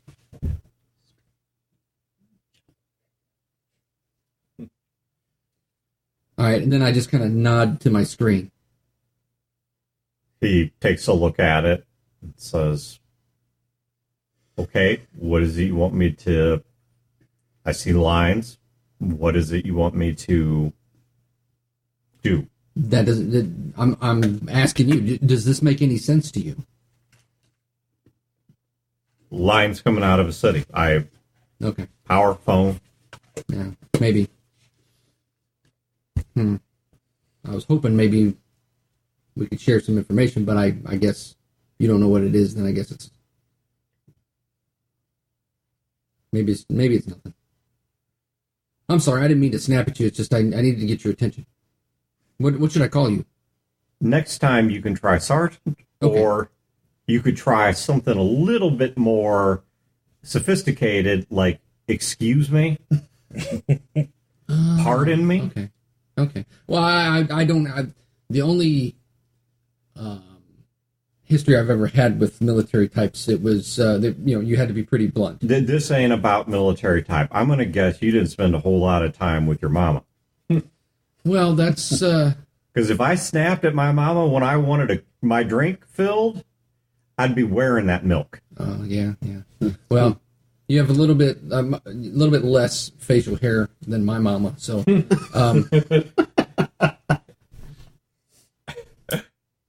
Then I just kind of give him a little sheepish grin. Look, I was told to let you use this computer for a set amount of time, and your time hasn't run out yet, so you can keep on using it. Oh, check Facebook. I'm glad you're... if you're finding what you want or not, makes no difference to me. But I get the very distinct impression that you and I are not looking for the same thing anyway. Okay, well then that answers my question. Thank you, Sergeant. You're quite welcome. He stands back up straight and goes back to the other side of the room to the other two computers. All right, and then and when he walks out, just out of earshot, then I'll say down to Emma, I'll go, access the whole system. She's like, all right, hold on a second. Hold on to your pocket protector. They're not looking for these power lines. They actually seem to be interested in things that were found before that. They're looking for caches of raw materials, manufacturing goods, usable manufacturing sites, military storehouses.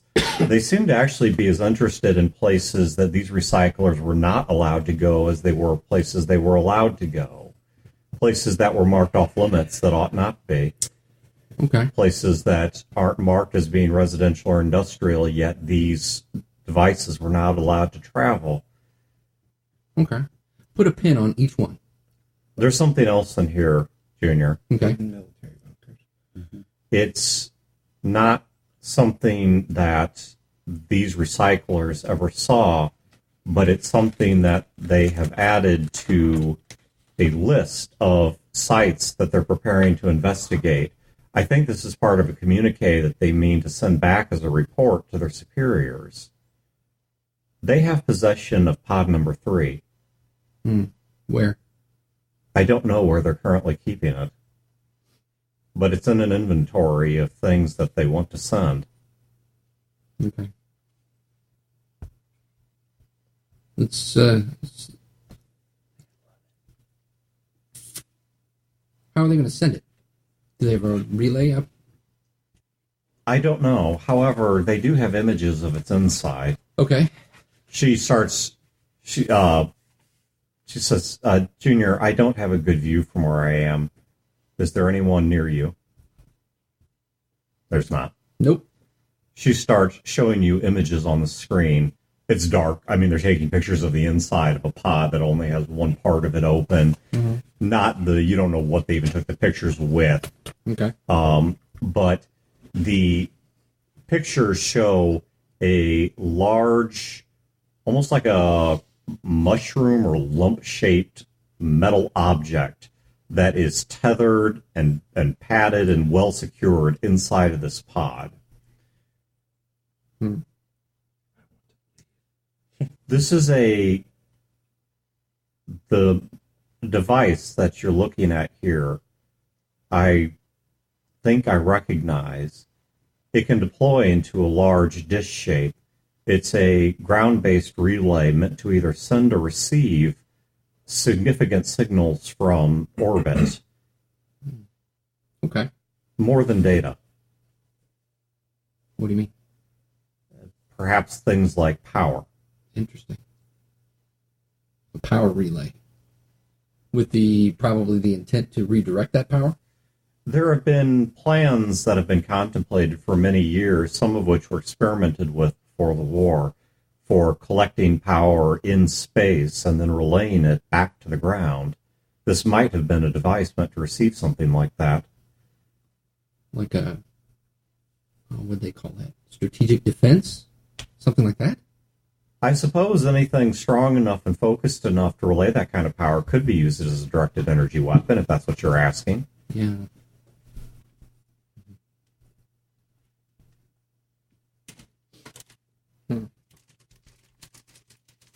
Okay.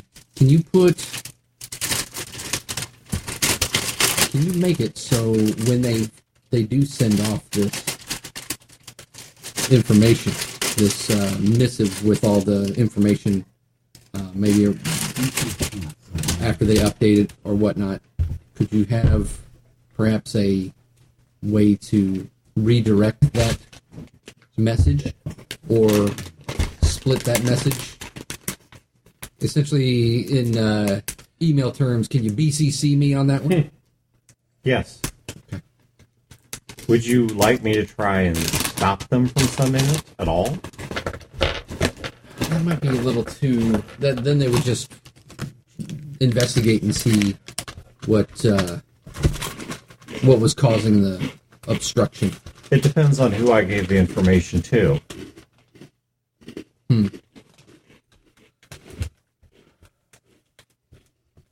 Yeah, I think so.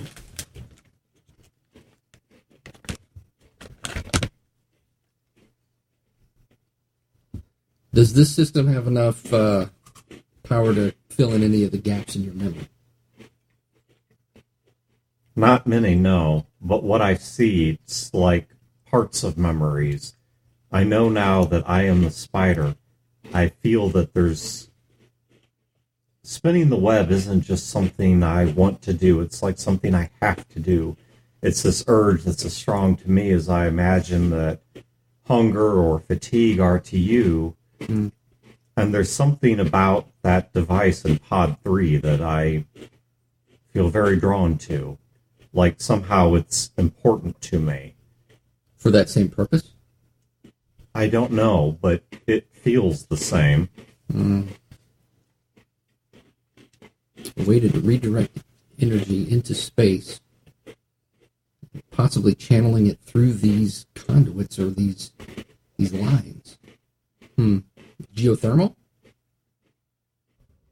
Unlikely. If you were to do something like that, Amboy, Illinois would not be the ideal place to do it. There are substantially better thermal vents than the North Atlantic. What about tectonic? Difficult to harness that kind of energy.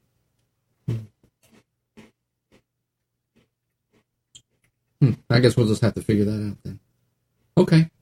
Well, yeah, let's put a bug on it. And Junior, I feel more sure of it than ever. The Phoenix is there. It's in Amboy. It's waiting for me. I think I need it, and it needs me. Well, knowing what we know now, we might have to convince the others to go back to Amboy. It might not be easy to do. We'll find a way. I know we will. Yeah. Okay. Are we? Is there anything else here that we need? I don't think so.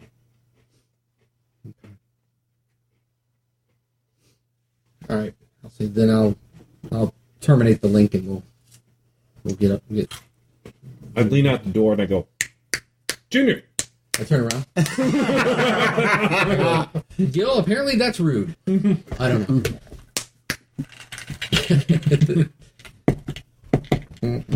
I am number one. Thank you, Gil. Wow. What are you guys doing in this closet? Making out. Come on. You're not looking good, man. I feel fantastic. He doesn't look good. He doesn't look good. Doesn't smell good either. What's wrong with you? Well, I've got an even worse plan. Sepsis. I take out the bear statue and I put it on the table. That's really cool. Where'd you get that? And I tell Can them, we mount it on the front of the truck? I think that would send the wrong message in this part of the neighborhood. And then I tell him the entire story behind it. Okay. And I end up with, I am going to go and try to rescue the old man and reunite him with the king. So you want to go get the boy's father and then take the father back to Amboy and the kid. Not Amboy. Is it not? No, it wasn't. No, exactly. I never hear that. So subtle. All right. Okay. Well, I don't. Well, It's dangerous. maybe. The Rad Bears have him. Sure. The Rad Bears assume he can do something that he probably can't do. Yeah. Hasn't been able to do up to this point. Might not be possible. Okay. The father assumes the kid is dead. The kid assumes the father is dead. The kid is surviving on his own. That's gonna be a magical moment. Father and son reunited after both thinking they're dead. That's amazing. He was going to be the easy one. Yes. Oh I know. God. All right, and then I just kind of go, hold on a second. Hey, Colonel. I poke my head out. Oh. May I speak with you for a moment, please? And then I look over at the sergeant and kind of give him a knowing nod like that. She walks around the corner and... Yes? Is there anything we can do for you? Depends on what you're capable of and what you're willing to do. Well, we kind of need something from the Red Bears, and apparently the Red Bears listen to you? What is it you want from the Rad Bears? Some old crusty man? A random old man. Well, not entirely random. I mean, you know, No, it's specific. they can throw in a random old man, but I mean, I go, I think I can help. I take the bear statue out, I put it on the table, Thank you, sir. and I tell the whole story. And I don't leave anything out. About the boy, about the father, and how they both think they're dead. I don't know if you know anything about these, like, altered animals, but like Gil says, they're not normally breedable. So this might be a moot point, and A what? moot point, it means it doesn't really mean anything. He totally pulled the lead. On Brodor!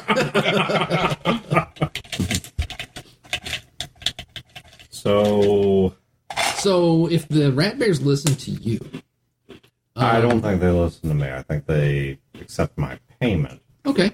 But, Well, perhaps we could work out an agreement, and you know, What kind As of a payment proxy? do they want? all right, let me ask you something. I make this work. Let's say I make this work. In return, you do what? I look at it. I look around. And I go, well, all of your level 1 operators over here are looking for materials. They're also looking for blind spots in the recycler's path. I can help you with that. I'll find him just fine. I can find them faster. Let's just say that's not workable. Okay. What do you would need help you? doing? I kind of think we both say it at the same time. Yeah.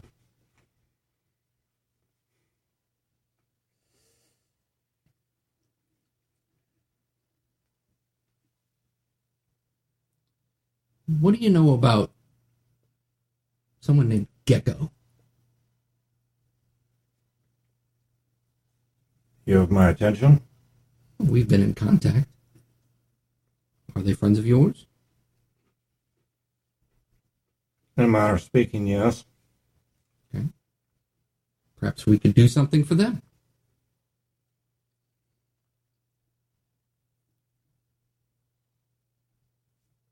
I have a different idea. Okay. All ears.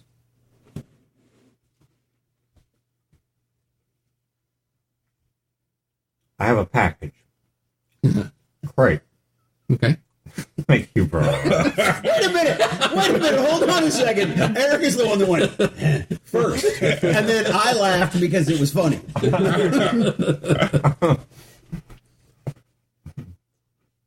So she was talking about her package. Yeah. Her great big package. Yeah. The crate. I keep it in an ammo box under my bunk. Modern bombs don't tick. I have a crate. You deliver it to someone of my choice. No questions asked, no argument given. So deliver your package to someone without asking any questions about it. Okay. Okay. Sounds reasonable to me. We Deal. already know that you're pissed off about somebody delivering a package that blew up a town, so I don't really worry about you wanting us to deliver a bomb to an orphanage, so it works for me. Do they even make orphanages anymore? This whole world is an orphanage and a toilet. Nice metaphor. And The world is your toilet, swirling right? around it, Marlene. I just look at her and go, deal. Now, I'm not saying I can get you what you want, but what I am saying is if I at least give you a path there, that's the trade. What does this path there look like? You mean a back door, a key, and we go in and we get what we want? Or you set up a deal and we negotiate? Or you put them on a task and then while they're gone, they split. I'm not saying no, and I'm not trying to countermand what you're saying. I just want to know what this picture looks like.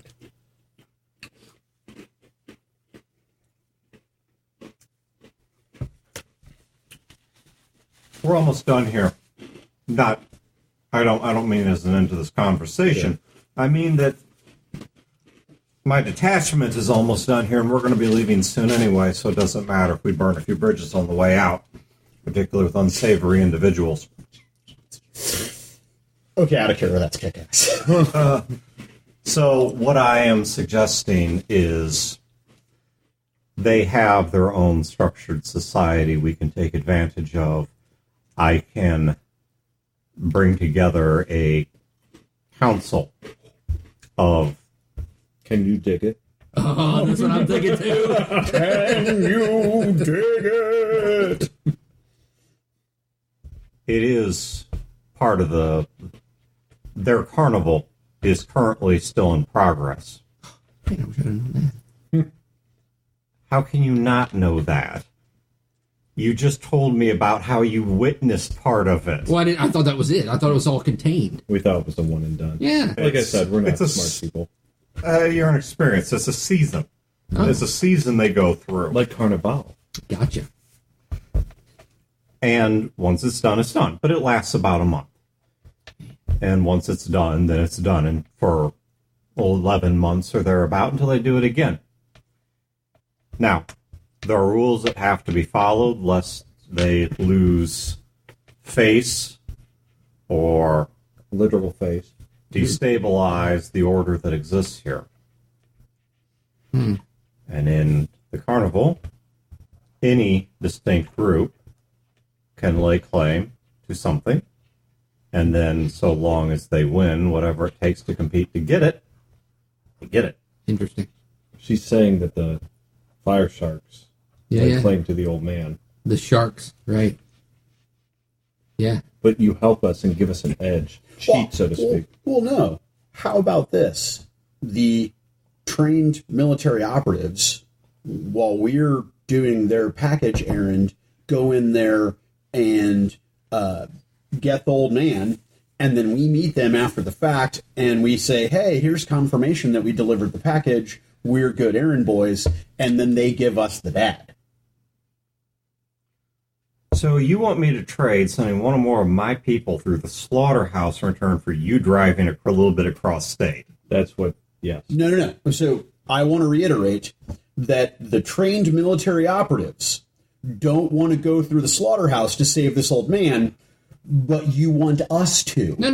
That's not what she's saying. Oh, you're talking about Gil. Yeah. Oh, That's what Gil posited before you joined the conversation. Yeah. Was that Gil was going to go do this on his own and was trying to convince Scott and I to do it, and I said no. Nice connection, Marlene. I like it. So all we are getting out of this is the opportunity, a leg up, a minor advantage in getting this old man from the meat grinder. So, Scott, you wanted to start with that plan. I see a plan coming together. Mm-hmm. You're on board with this? He's going. Junior's going. I'm not leaving him alone. So what you're saying, Colonel, is that you can set it up so the Sharks can lay claim to the old man, and whatever it takes to win the claim. Who sets the stakes? Who sets the challenge? Is it the challenger or the defender? Are you talking about the nature of the contest? Yeah. The carnival already has its own rules for that. It's But how do we cheat? How many people we got to kill? Yeah. Oh, well, now you're speaking the language. Well, see, yeah, that's what I'm thinking. See, what if it's a knife fight, right? What's the plan? If this is what you want to do, I'll talk to them and I'll talk around. Not to the Bears directly. I'll talk around. I'll see what kind of game it's going to take. But I want you to understand, they play for keeps. They play and they play violently. When you left that town, I'm going to guess you saw dead bodies in the streets. Yeah. We threw dead bodies in the streets, yes. Yeah, that wasn't from alcohol poisoning. I know, we shot some of them. There weren't a lot of bodies. The snake was hungry. We understand that the stakes are high, Colonel. Not all of us got thrown in prison for, downloading too much porn. Not all of us. Just saying. What if the stakes are single combat between Brad and Junior? That ain't gonna happen. That would be a gross mismatch. Why would they? That doesn't prove anything. B-Rad is supposed to be this big bad dude. Why would he pick that doesn't show off his strength? Actually, the prize would probably be Junior. Oh, well, yeah, that would happen too. If it were single combat, you're in no place to condition to fight. Yeah, I'm in no place for my other plan either. Join the Rad Bears. Get the old man out myself. That was your plan? If I didn't have a bullet hole in me. Man, I wish you didn't have a bullet hole. You and me both. He apparently doesn't come up with good plans. Do you read these comic books too? You know those are fiction. What are you talking about? These They're based off of real stuff. no, they're not. I wish Fat Tony was there. Oh, the wisdom he Next, he's had. going to say that wrestling's fake. What? Those were modern day gladiators. Right. So, what can you get us? We deliver this package. What do you get us? An introduction, legitimacy. What we're looking for is an ace in the hole. We can go up there and we can figure out how to challenge B-Rad anytime we want. What we need is an edge. We need a cheat. We need a back door. All right, I'll give you both. I'll set up the contest, and I will find some way. I cannot guarantee you win, but I will find some way to give you an edge on it. Meaningful edge. You have my word on that. Not just a thumbs up from the Not crowd. just a thumbs up from the crowd, not a bit of applause, not a strong pep talk. I will find a way to get you a real, meaningful advantage. All right, where's this package got to go? And do we? I assume we need to do this first before we. There's a doctor that's going to have the exact place it needs to go. You stop and you talk to him.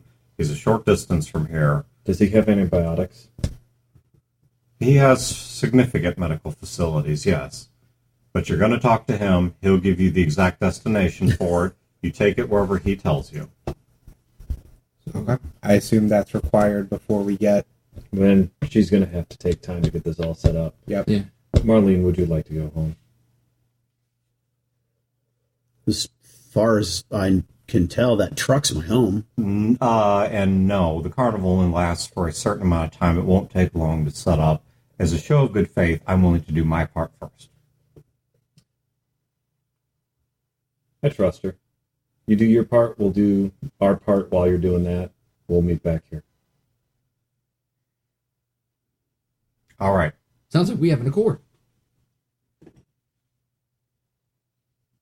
Tonight, come back here just after sundown, and I will have the details ready to go and the meeting ready to go.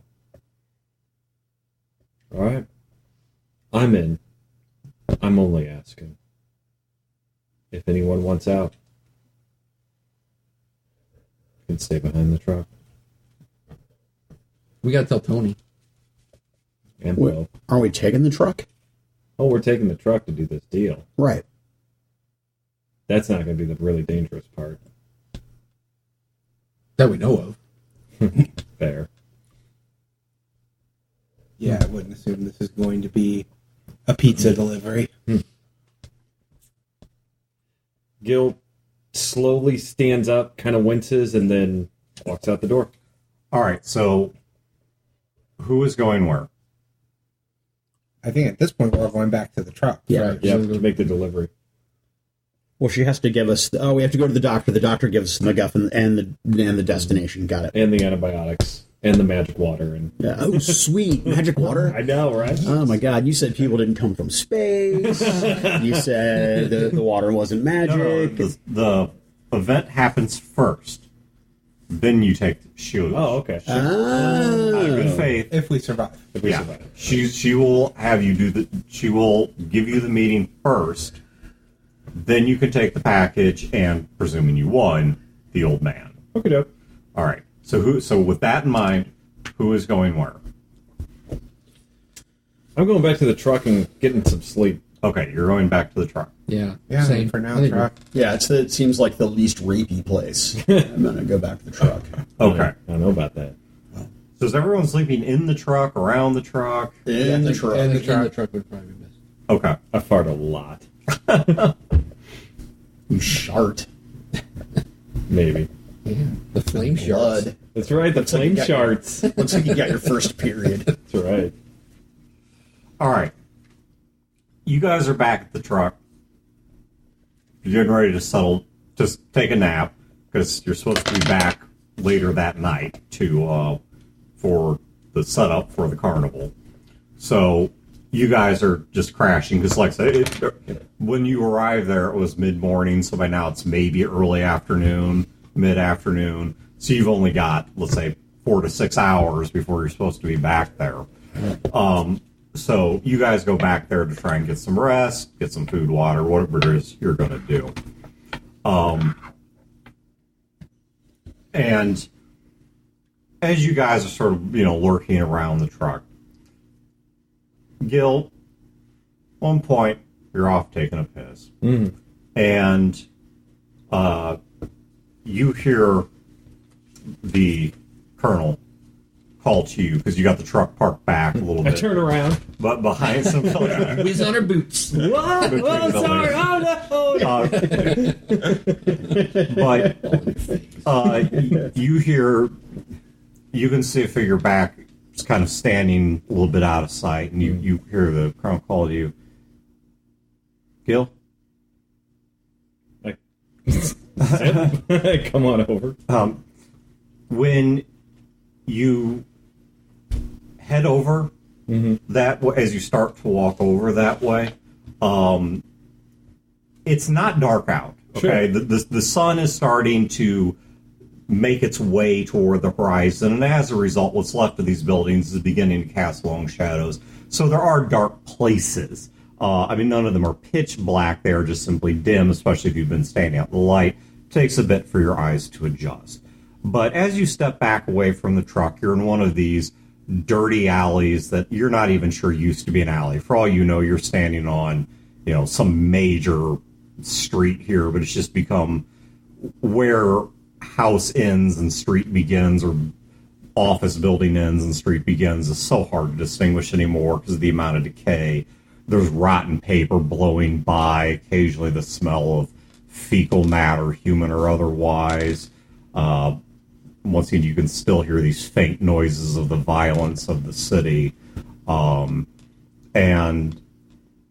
as you walk toward that figure, what you see is not the Colonel. There is, standing there in front of you, a department store mannequin. No hair. It's the right side of its face is just that of a department store mannequin. Its paint chipped off, whatever color its eye used to be, long faded.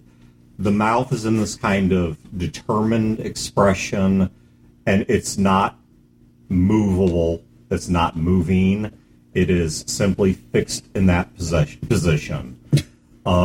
The left half of the head has been cut off, and in that left half of the head are parts of a reworked security camera, along with what you're guessing by its kind of greenish tinge is an infrared light. And wires from it, some go back into the skull, some go around to the back of the neck, some are just hanging there loose, unconnected to anything. There is a hole cut in the throat where a speaker has been placed. There are loose wires all over the place.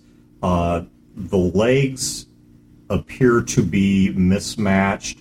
The left arm appears to be segmented and fully manipulating.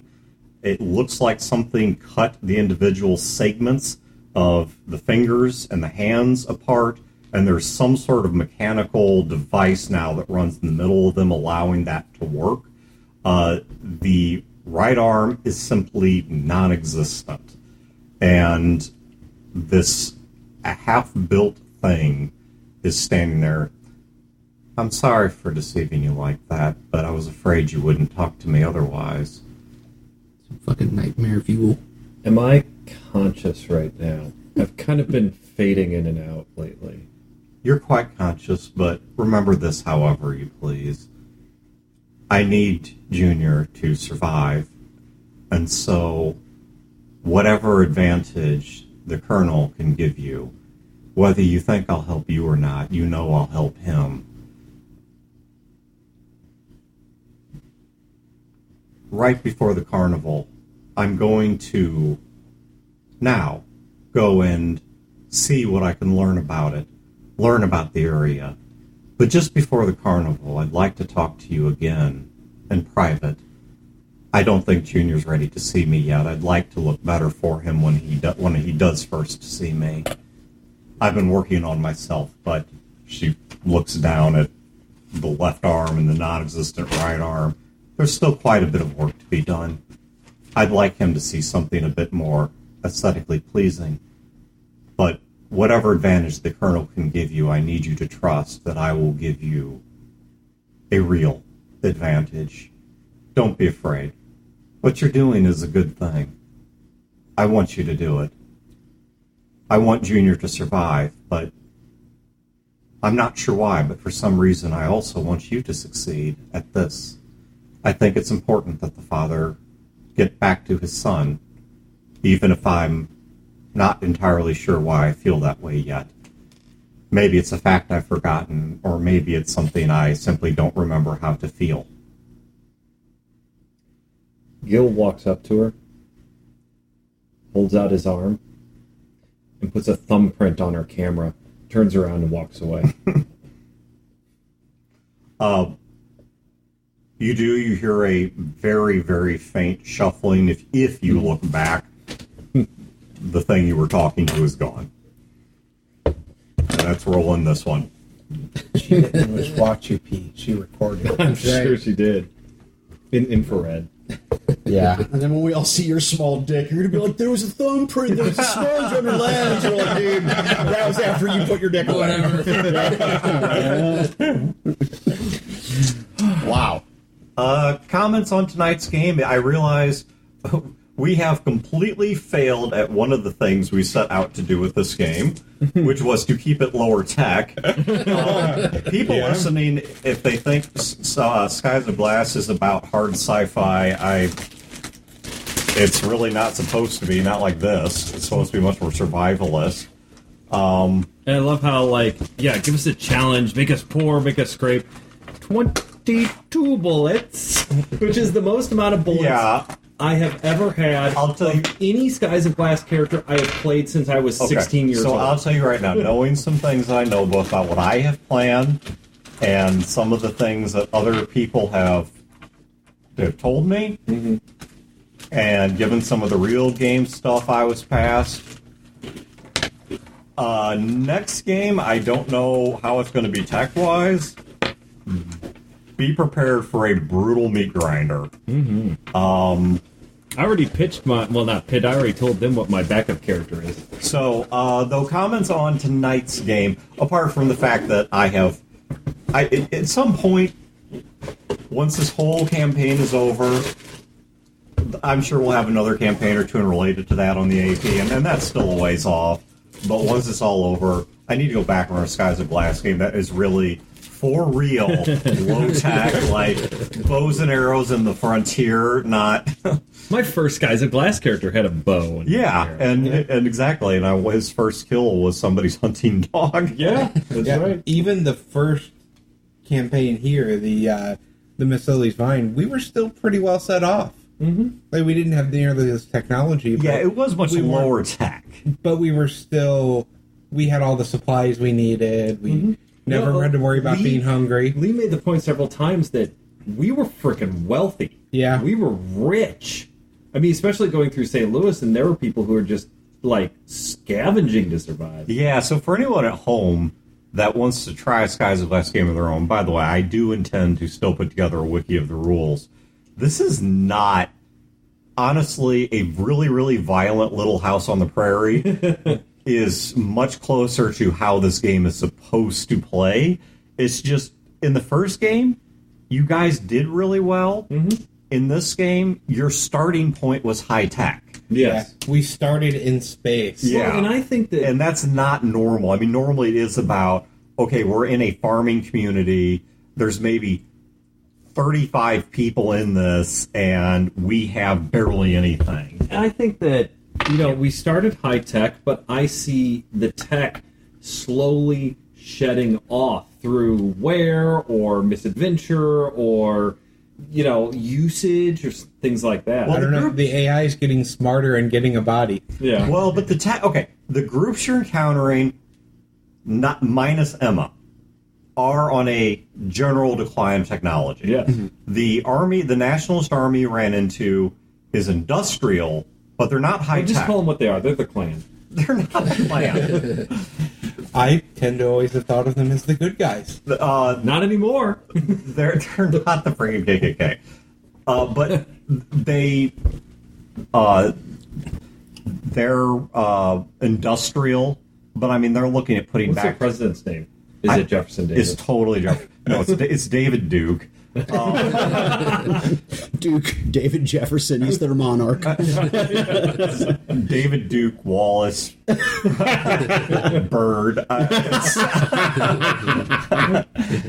But no, they're looking to put back together The South. a steam-powered railroad. Right. That's their high goal, is to get a functioning railroad going again. Well, and It's not the South like you're describing. No, no. They're wanting to rebuild America. America, yeah. No, it's like- Jokes. Actually, Gil, his leaning joke, serious joke, kind of not joke, kind of his joke, is that, oh, great, it's the Confederacy rise again sort of thing, because it's a way to insult him. Or Yeah. not. But, when we encountered him in the last game, to Lee, they're the bad guys, not because they have democracy and clean water, but because they're trying to force that on people at the point of a gun. Freedom at the end of a spear tip is not freedom. Yeah, well, if we go all the way back to the first Skies of Glass campaign I played in, my character was fascinated with them, and we didn't get nearly as much of them in that campaign because they were coming in kind of as the campaign ended. If you never put it together, and I'd be surprised if you didn't, a character that was in that game who played a much bigger role. This was a campaign that was never recorded. This was years ago. But he appeared again, though only for more cameo status, in the first leg of this campaign, which was a guy on Cape Girardeau by the name of Frederick Kane. Though he lives within the St. Louis proper, he is 100% on the side of the sort of nation-state revival. Lee was right not to trust him. Traitor. Yeah, no, that was obvious in the first Skies of Glass campaign that we played, because he was giving those ideas, and my character, because they were really all young, impressionable characters, he really bought on to the idea of they can rebuild America. Yeah, and so that's kind of what was going on there. But, if you look at the people you're encountering, with the guys that were all cut up, with the Rad Bears, with the people that had the shack out in the woods, I am at least trying to give the campaign a declining sense of technology in the world, even if you guys have this weirdly increasing sense of technology. Though you guys are starting, in a way, you are starting to run out of supplies because food is going to start to become an issue. Yeah, jerks. But food is going to start to become an issue. You guys are going to hate it when Gil is right. Depending on what occurs. We could drive back to the Walmart and get what's left, because you weren't able to burn down the whole Walmart. Depending on, you actually spent most of it blowing up Molly's ship. Yeah, so there's a lot of supplies still there that we don't know about. Hey, there's a crater there. Gil wasn't lying. The forces I'm lost my train of thought there, but that's what I was going to say is I think as this campaign continues, I'm not sure you guys are ever going to be dirt scrabblers. I mean, maybe you will be. I don't know. I mean, I don't have plans to put a missile in the side of the truck. Now, I think we're taking care of the truck on its own. We're electrocuting it and welding it apart. Could shit happen to it? Could somebody eventually tear it apart? Yes. Had the dice played out really poorly, it could have happened right there in the middle of the street, where you guys had to abandon it and run. I'm not going to engineer taking it away from you, but I am going to try, because I really, really, especially for the game's first outing to the public, do not want to leave this on the sense that this game plays it well. The world's nuked, but if we're don't worry, we have laser. But if we were to do this in Fallout terms, don't worry, because the world may be nuked, but all you really play is the Enclave and Brotherhood of Steel and the Institute, because that's not at all how this is meant to be played. So, how many pods were there again? Were there 3 or 4? 4. 4. Okay. So now we know what happened with 3 of them. You came down in Pod 1, which was destroyed. Pod 2 was unless I screwed up the numbering, I think it's Pod. No, Pod. Let me double check which pod I came down. I think you came in Pod 3. So if I said 3 earlier, I screwed that up. What this group has is Pod 2. Okay. I screw. If I said 3 earlier, I screw up because Wayne, you came down Yeah, in pod I was 3. in pod 3. You're in pod 3, which you escaped. It was also destroyed. Pod 2 is in the possession of this group. So the one that's still unaccounted for is pod 4. Which one did Tony come down in? Pod 1. That's the one that you guys got because Tony was by himself in the driver's seat of the truck because there was no place to sit in the pod, Well, that's what he told us. and so Oh, and the other one too. He told us they left him up there. Yeah. yeah, because Gil knocked him unconscious. No, And when- because he was a pussy and he fainted. And when he came to, he just took what was left, which was pod 1, and realizing there was no, like, he couldn't find or figure out any of like the impact chairs or whatever. Yeah. So he just sat in the driver's seat of the truck and put on the seatbelt and just rode the pod down that way That's awesome. Yeah.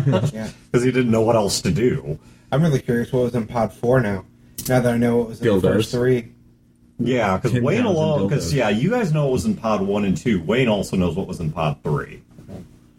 And the all 4 pods together do paint a narrative of what's kind of going on here.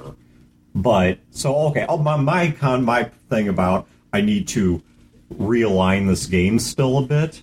I felt I did do a better job of getting some plot moving again. What did you guys think of the game? No, I liked it. Yeah, I think we got some plot, we got some pieces, we moved some things forward. I thought it was exciting. Yeah. I thought it was very exciting. I think it was neat to meet Ists. I mean, and again, this happened in the first campaign, but you meet Ists that aren't The Carver clan. They're different. the Carver clan. I mean, there was a schism there, but there were people in the Carver clan that were rational and relatively intelligent, and we got to see Until they weren't. Until they And weren't. just like the Rad Bears. Yeah, we Rad got- Bears were like, oh, these guys are really scary, but no, they're rational, intelligent. Until they aren't. Yeah, but whatever the cult of scarification was that attacked us initially, those The guys cult were of Scaro. Yeah, it was interesting. Coochie. Oh, wait, that's Charo. Anyway, It's nice to meet. just a hot Latin chick with a double mastectomy. She's their leader. Anyway, It's nice to interact with a group of this without being prisoners. yeah, no, that was cool. The Ist attack was great. I understand that Skies of Glass is supposed to be a all-in-all low-tech game, but I think it's been interesting to see.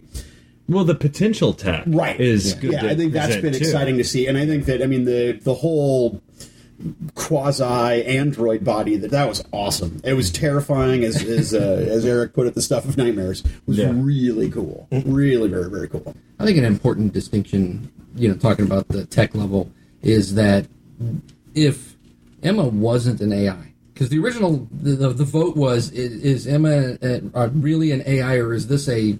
That's true. The audience could have picked. She's purely a figment of your And that would imagination. have There taken is no a different AI. direction. Yeah, And that would have dropped the tech level of the game quite a bit. Right. So to me, that's what the listeners want. They want that level of, to see what society, because if you're doing the dirt farmers and all that stuff, sometimes you don't necessarily get to see some of the big picture. Well, and technology does limit things. I mean, for example, what allowed you can look at any of the great empires of history, and part of what allowed them to work was technology.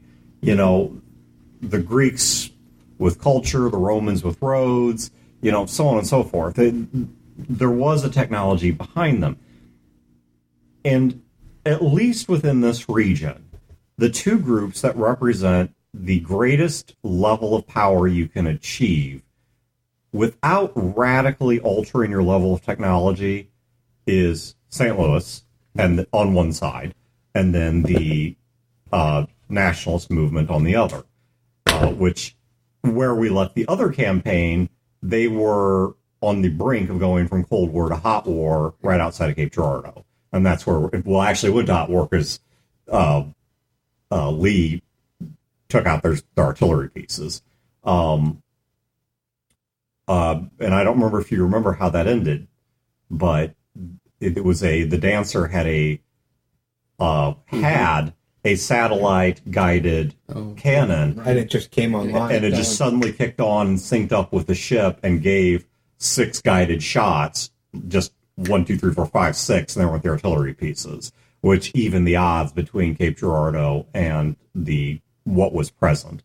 And there's still more to that. You guys left off, I don't know if you remember, but the other group was headed to a pre-war bunker that was hidden out in the middle of nowhere, and so there's still stuff going on there, which we are going to get back to. Yeah, and we had reached the bunker, and Songbird went off with Leopard. Yeah, but I mean, if you look at what's really going on there, Oh, we so scissored. for the most part, they're fighting that war with kind of a mix of, until the satellite kicked on, everything on the field of battle was somewhere between Civil War and World War I level of technology. You know, nobody was out there with laser guided missiles. Nobody had cyborgs. Nobody had powered armor. Nobody had androids. You know, everything that was We going. had a powered armored cyborg bodyguard, though. Well, but with an assault rifle. if you're talking about Casey had a shotgun, but I thought he had an AK. No, he had a shotgun in his arm, but I thought he slung it. Anyway, maybe I don't. Not that I recall, but actually what he wears it assists his strength, but one it's not powered armor. Right. He's the power. He's the power. Well, he's Augmented. But then secondly is it's killing him. Oh yeah. I mean, both the implants are deleterious to his health, and the drugs he has to take to avoid infection or rejection of the implants, he's only going to live a handful of years. Mm-hmm. He's going to die very young. Even if nobody ever scratches him again, he will die very young. I mean, he is not a high-tech, you know, he cannot take that off and turn swords into plowshares. Mm-hmm. That's, you know, what he's done is a sacrifice. What I did not done to it. Yeah, what I did not expect is for Gil to have tremendous daddy issues. Mm-hmm. I don't know what your father did to you, but drunkenly beat the shit out of him. You're trying to fix it, and I didn't expect. Actually, that's not why. Well, I don't get your motivation, because you're a prick and a bully to everybody, and then this kid, you're like, I got to get him his father back. I'm like, I don't know. And he treated the kid like shit too. Yeah, I don't know what damage you have. Actually, but you're dangerous. Do you know his backstory? No. I mean, I know Marlene doesn't. Yeah, no, I don't. I mean, except for the little bit of the AP that I listened to. It definitely fits with a part of his backstory. Right. Mm-hmm. And then I didn't expect Junior to be a romantic. Oh, really? A father and son reunited? That's great. Let's do that. I was like, what the fuck? I expected Junior to be the light touch. Yeah. He would be totally on board with it. Well, the adventure, the romance. Junior was going to agree with whoever was talking at the time. What the hell? If you had walked into the room and been like, Junior, you have to tell him why we can't do this, he would have been, Gil, we can't do this. No, don't be silly. Junior's just going to agree with whoever's talking to him at the time. Jesus Christ, this is insane. This is so insane. Mm-hmm. So, all right. Very good. Well, thank you guys for tuning in. Actually, stick around for one thing, because for a little piece of the real game, there is a couple of things that occurred during this game that I'm going to tell the audience, so you guys don't listen to this next part. So sure. Tag this at the end of the episode with a little bit of real game stuff. So I'm going to pause it here and then re-pick up with just me. It'll be maybe a 60-second thing to explain some things. So hold on one moment. You're getting something in the butt. That's all I know. Gonna be some butt stuff. You want to do it in my butt? In my butt? All right, so they have left. So now you got just me for a little bit of post game real talk. Brodor did pass me one note during the game, which honestly wasn't all that. Well, I mean, it was good for the moment, but wasn't real hardcore real game stuff. Which is when they were on the stairwell, he just noted he was looking for an escape route in case things go sideways. Which actually told him he already had one, because there was a window right behind them that if things had gone sideways, they could have jumped out of. There'd have been a jumping roll there, a falling roll or something, but they could have done it. So the bit of real game. And I don't know what I'm going to do with this yet, because this has the potential to do not quite a party wipe, but this going to be some serious stuff. And because I was kind of surprised by this answer. So, of course, they're going to go into the slaughterhouse, which is sort of the twistedest version of St. Louis's pit fights. And so here there aren't any rules, there's no boundaries. It could involve more than one combatant. It's almost certainly going to be to the death.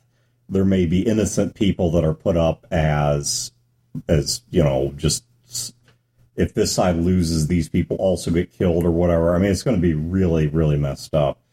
But when I found out Brandon wasn't going to be here, I sent him a text. And I said, so there's one thing I need to know to move the game forward. What is Poe's choice regarding the medical tests? Because if you remember, that doctor contacted him and said, okay, either you complete these 3 medical tests, and he specifically named Scott, which is Wayne's character, Gil, Chad's character, and Fat Tony. So either you do it on them, or I'm going to do it on your wife, your son, and your daughter. And so I had not heard Brandon's answer, and this is here's his reply. I was going to go through with it. The idea is the whole reason I used to do them in the first place, them being the medical tests, which is what he was in jail for, was for my family. This time is not different. I intend to be sneaky about it. And then he apologized for not coming tonight. But the point being, though, that he absolutely intends to shoot them up with drugs that are likely, almost guaranteed, to kill Gil, Scott, and Fat Tony in incredibly gruesome ways. And now there is a chance somehow they could miraculously work through that. And also, Poe's going to have to do some rolls. So expect a lot of real game next time. But if there's notes getting passed and rolls getting made, you guys will already know what's going on, as Poe's going to have to be coming up with his plans to give them those drugs. But there's a very good chance that Fat Tony, Gil, and Scott will not survive in the next game. So let's see how that goes. That's going to make for an interesting show topic, no matter how it turns out.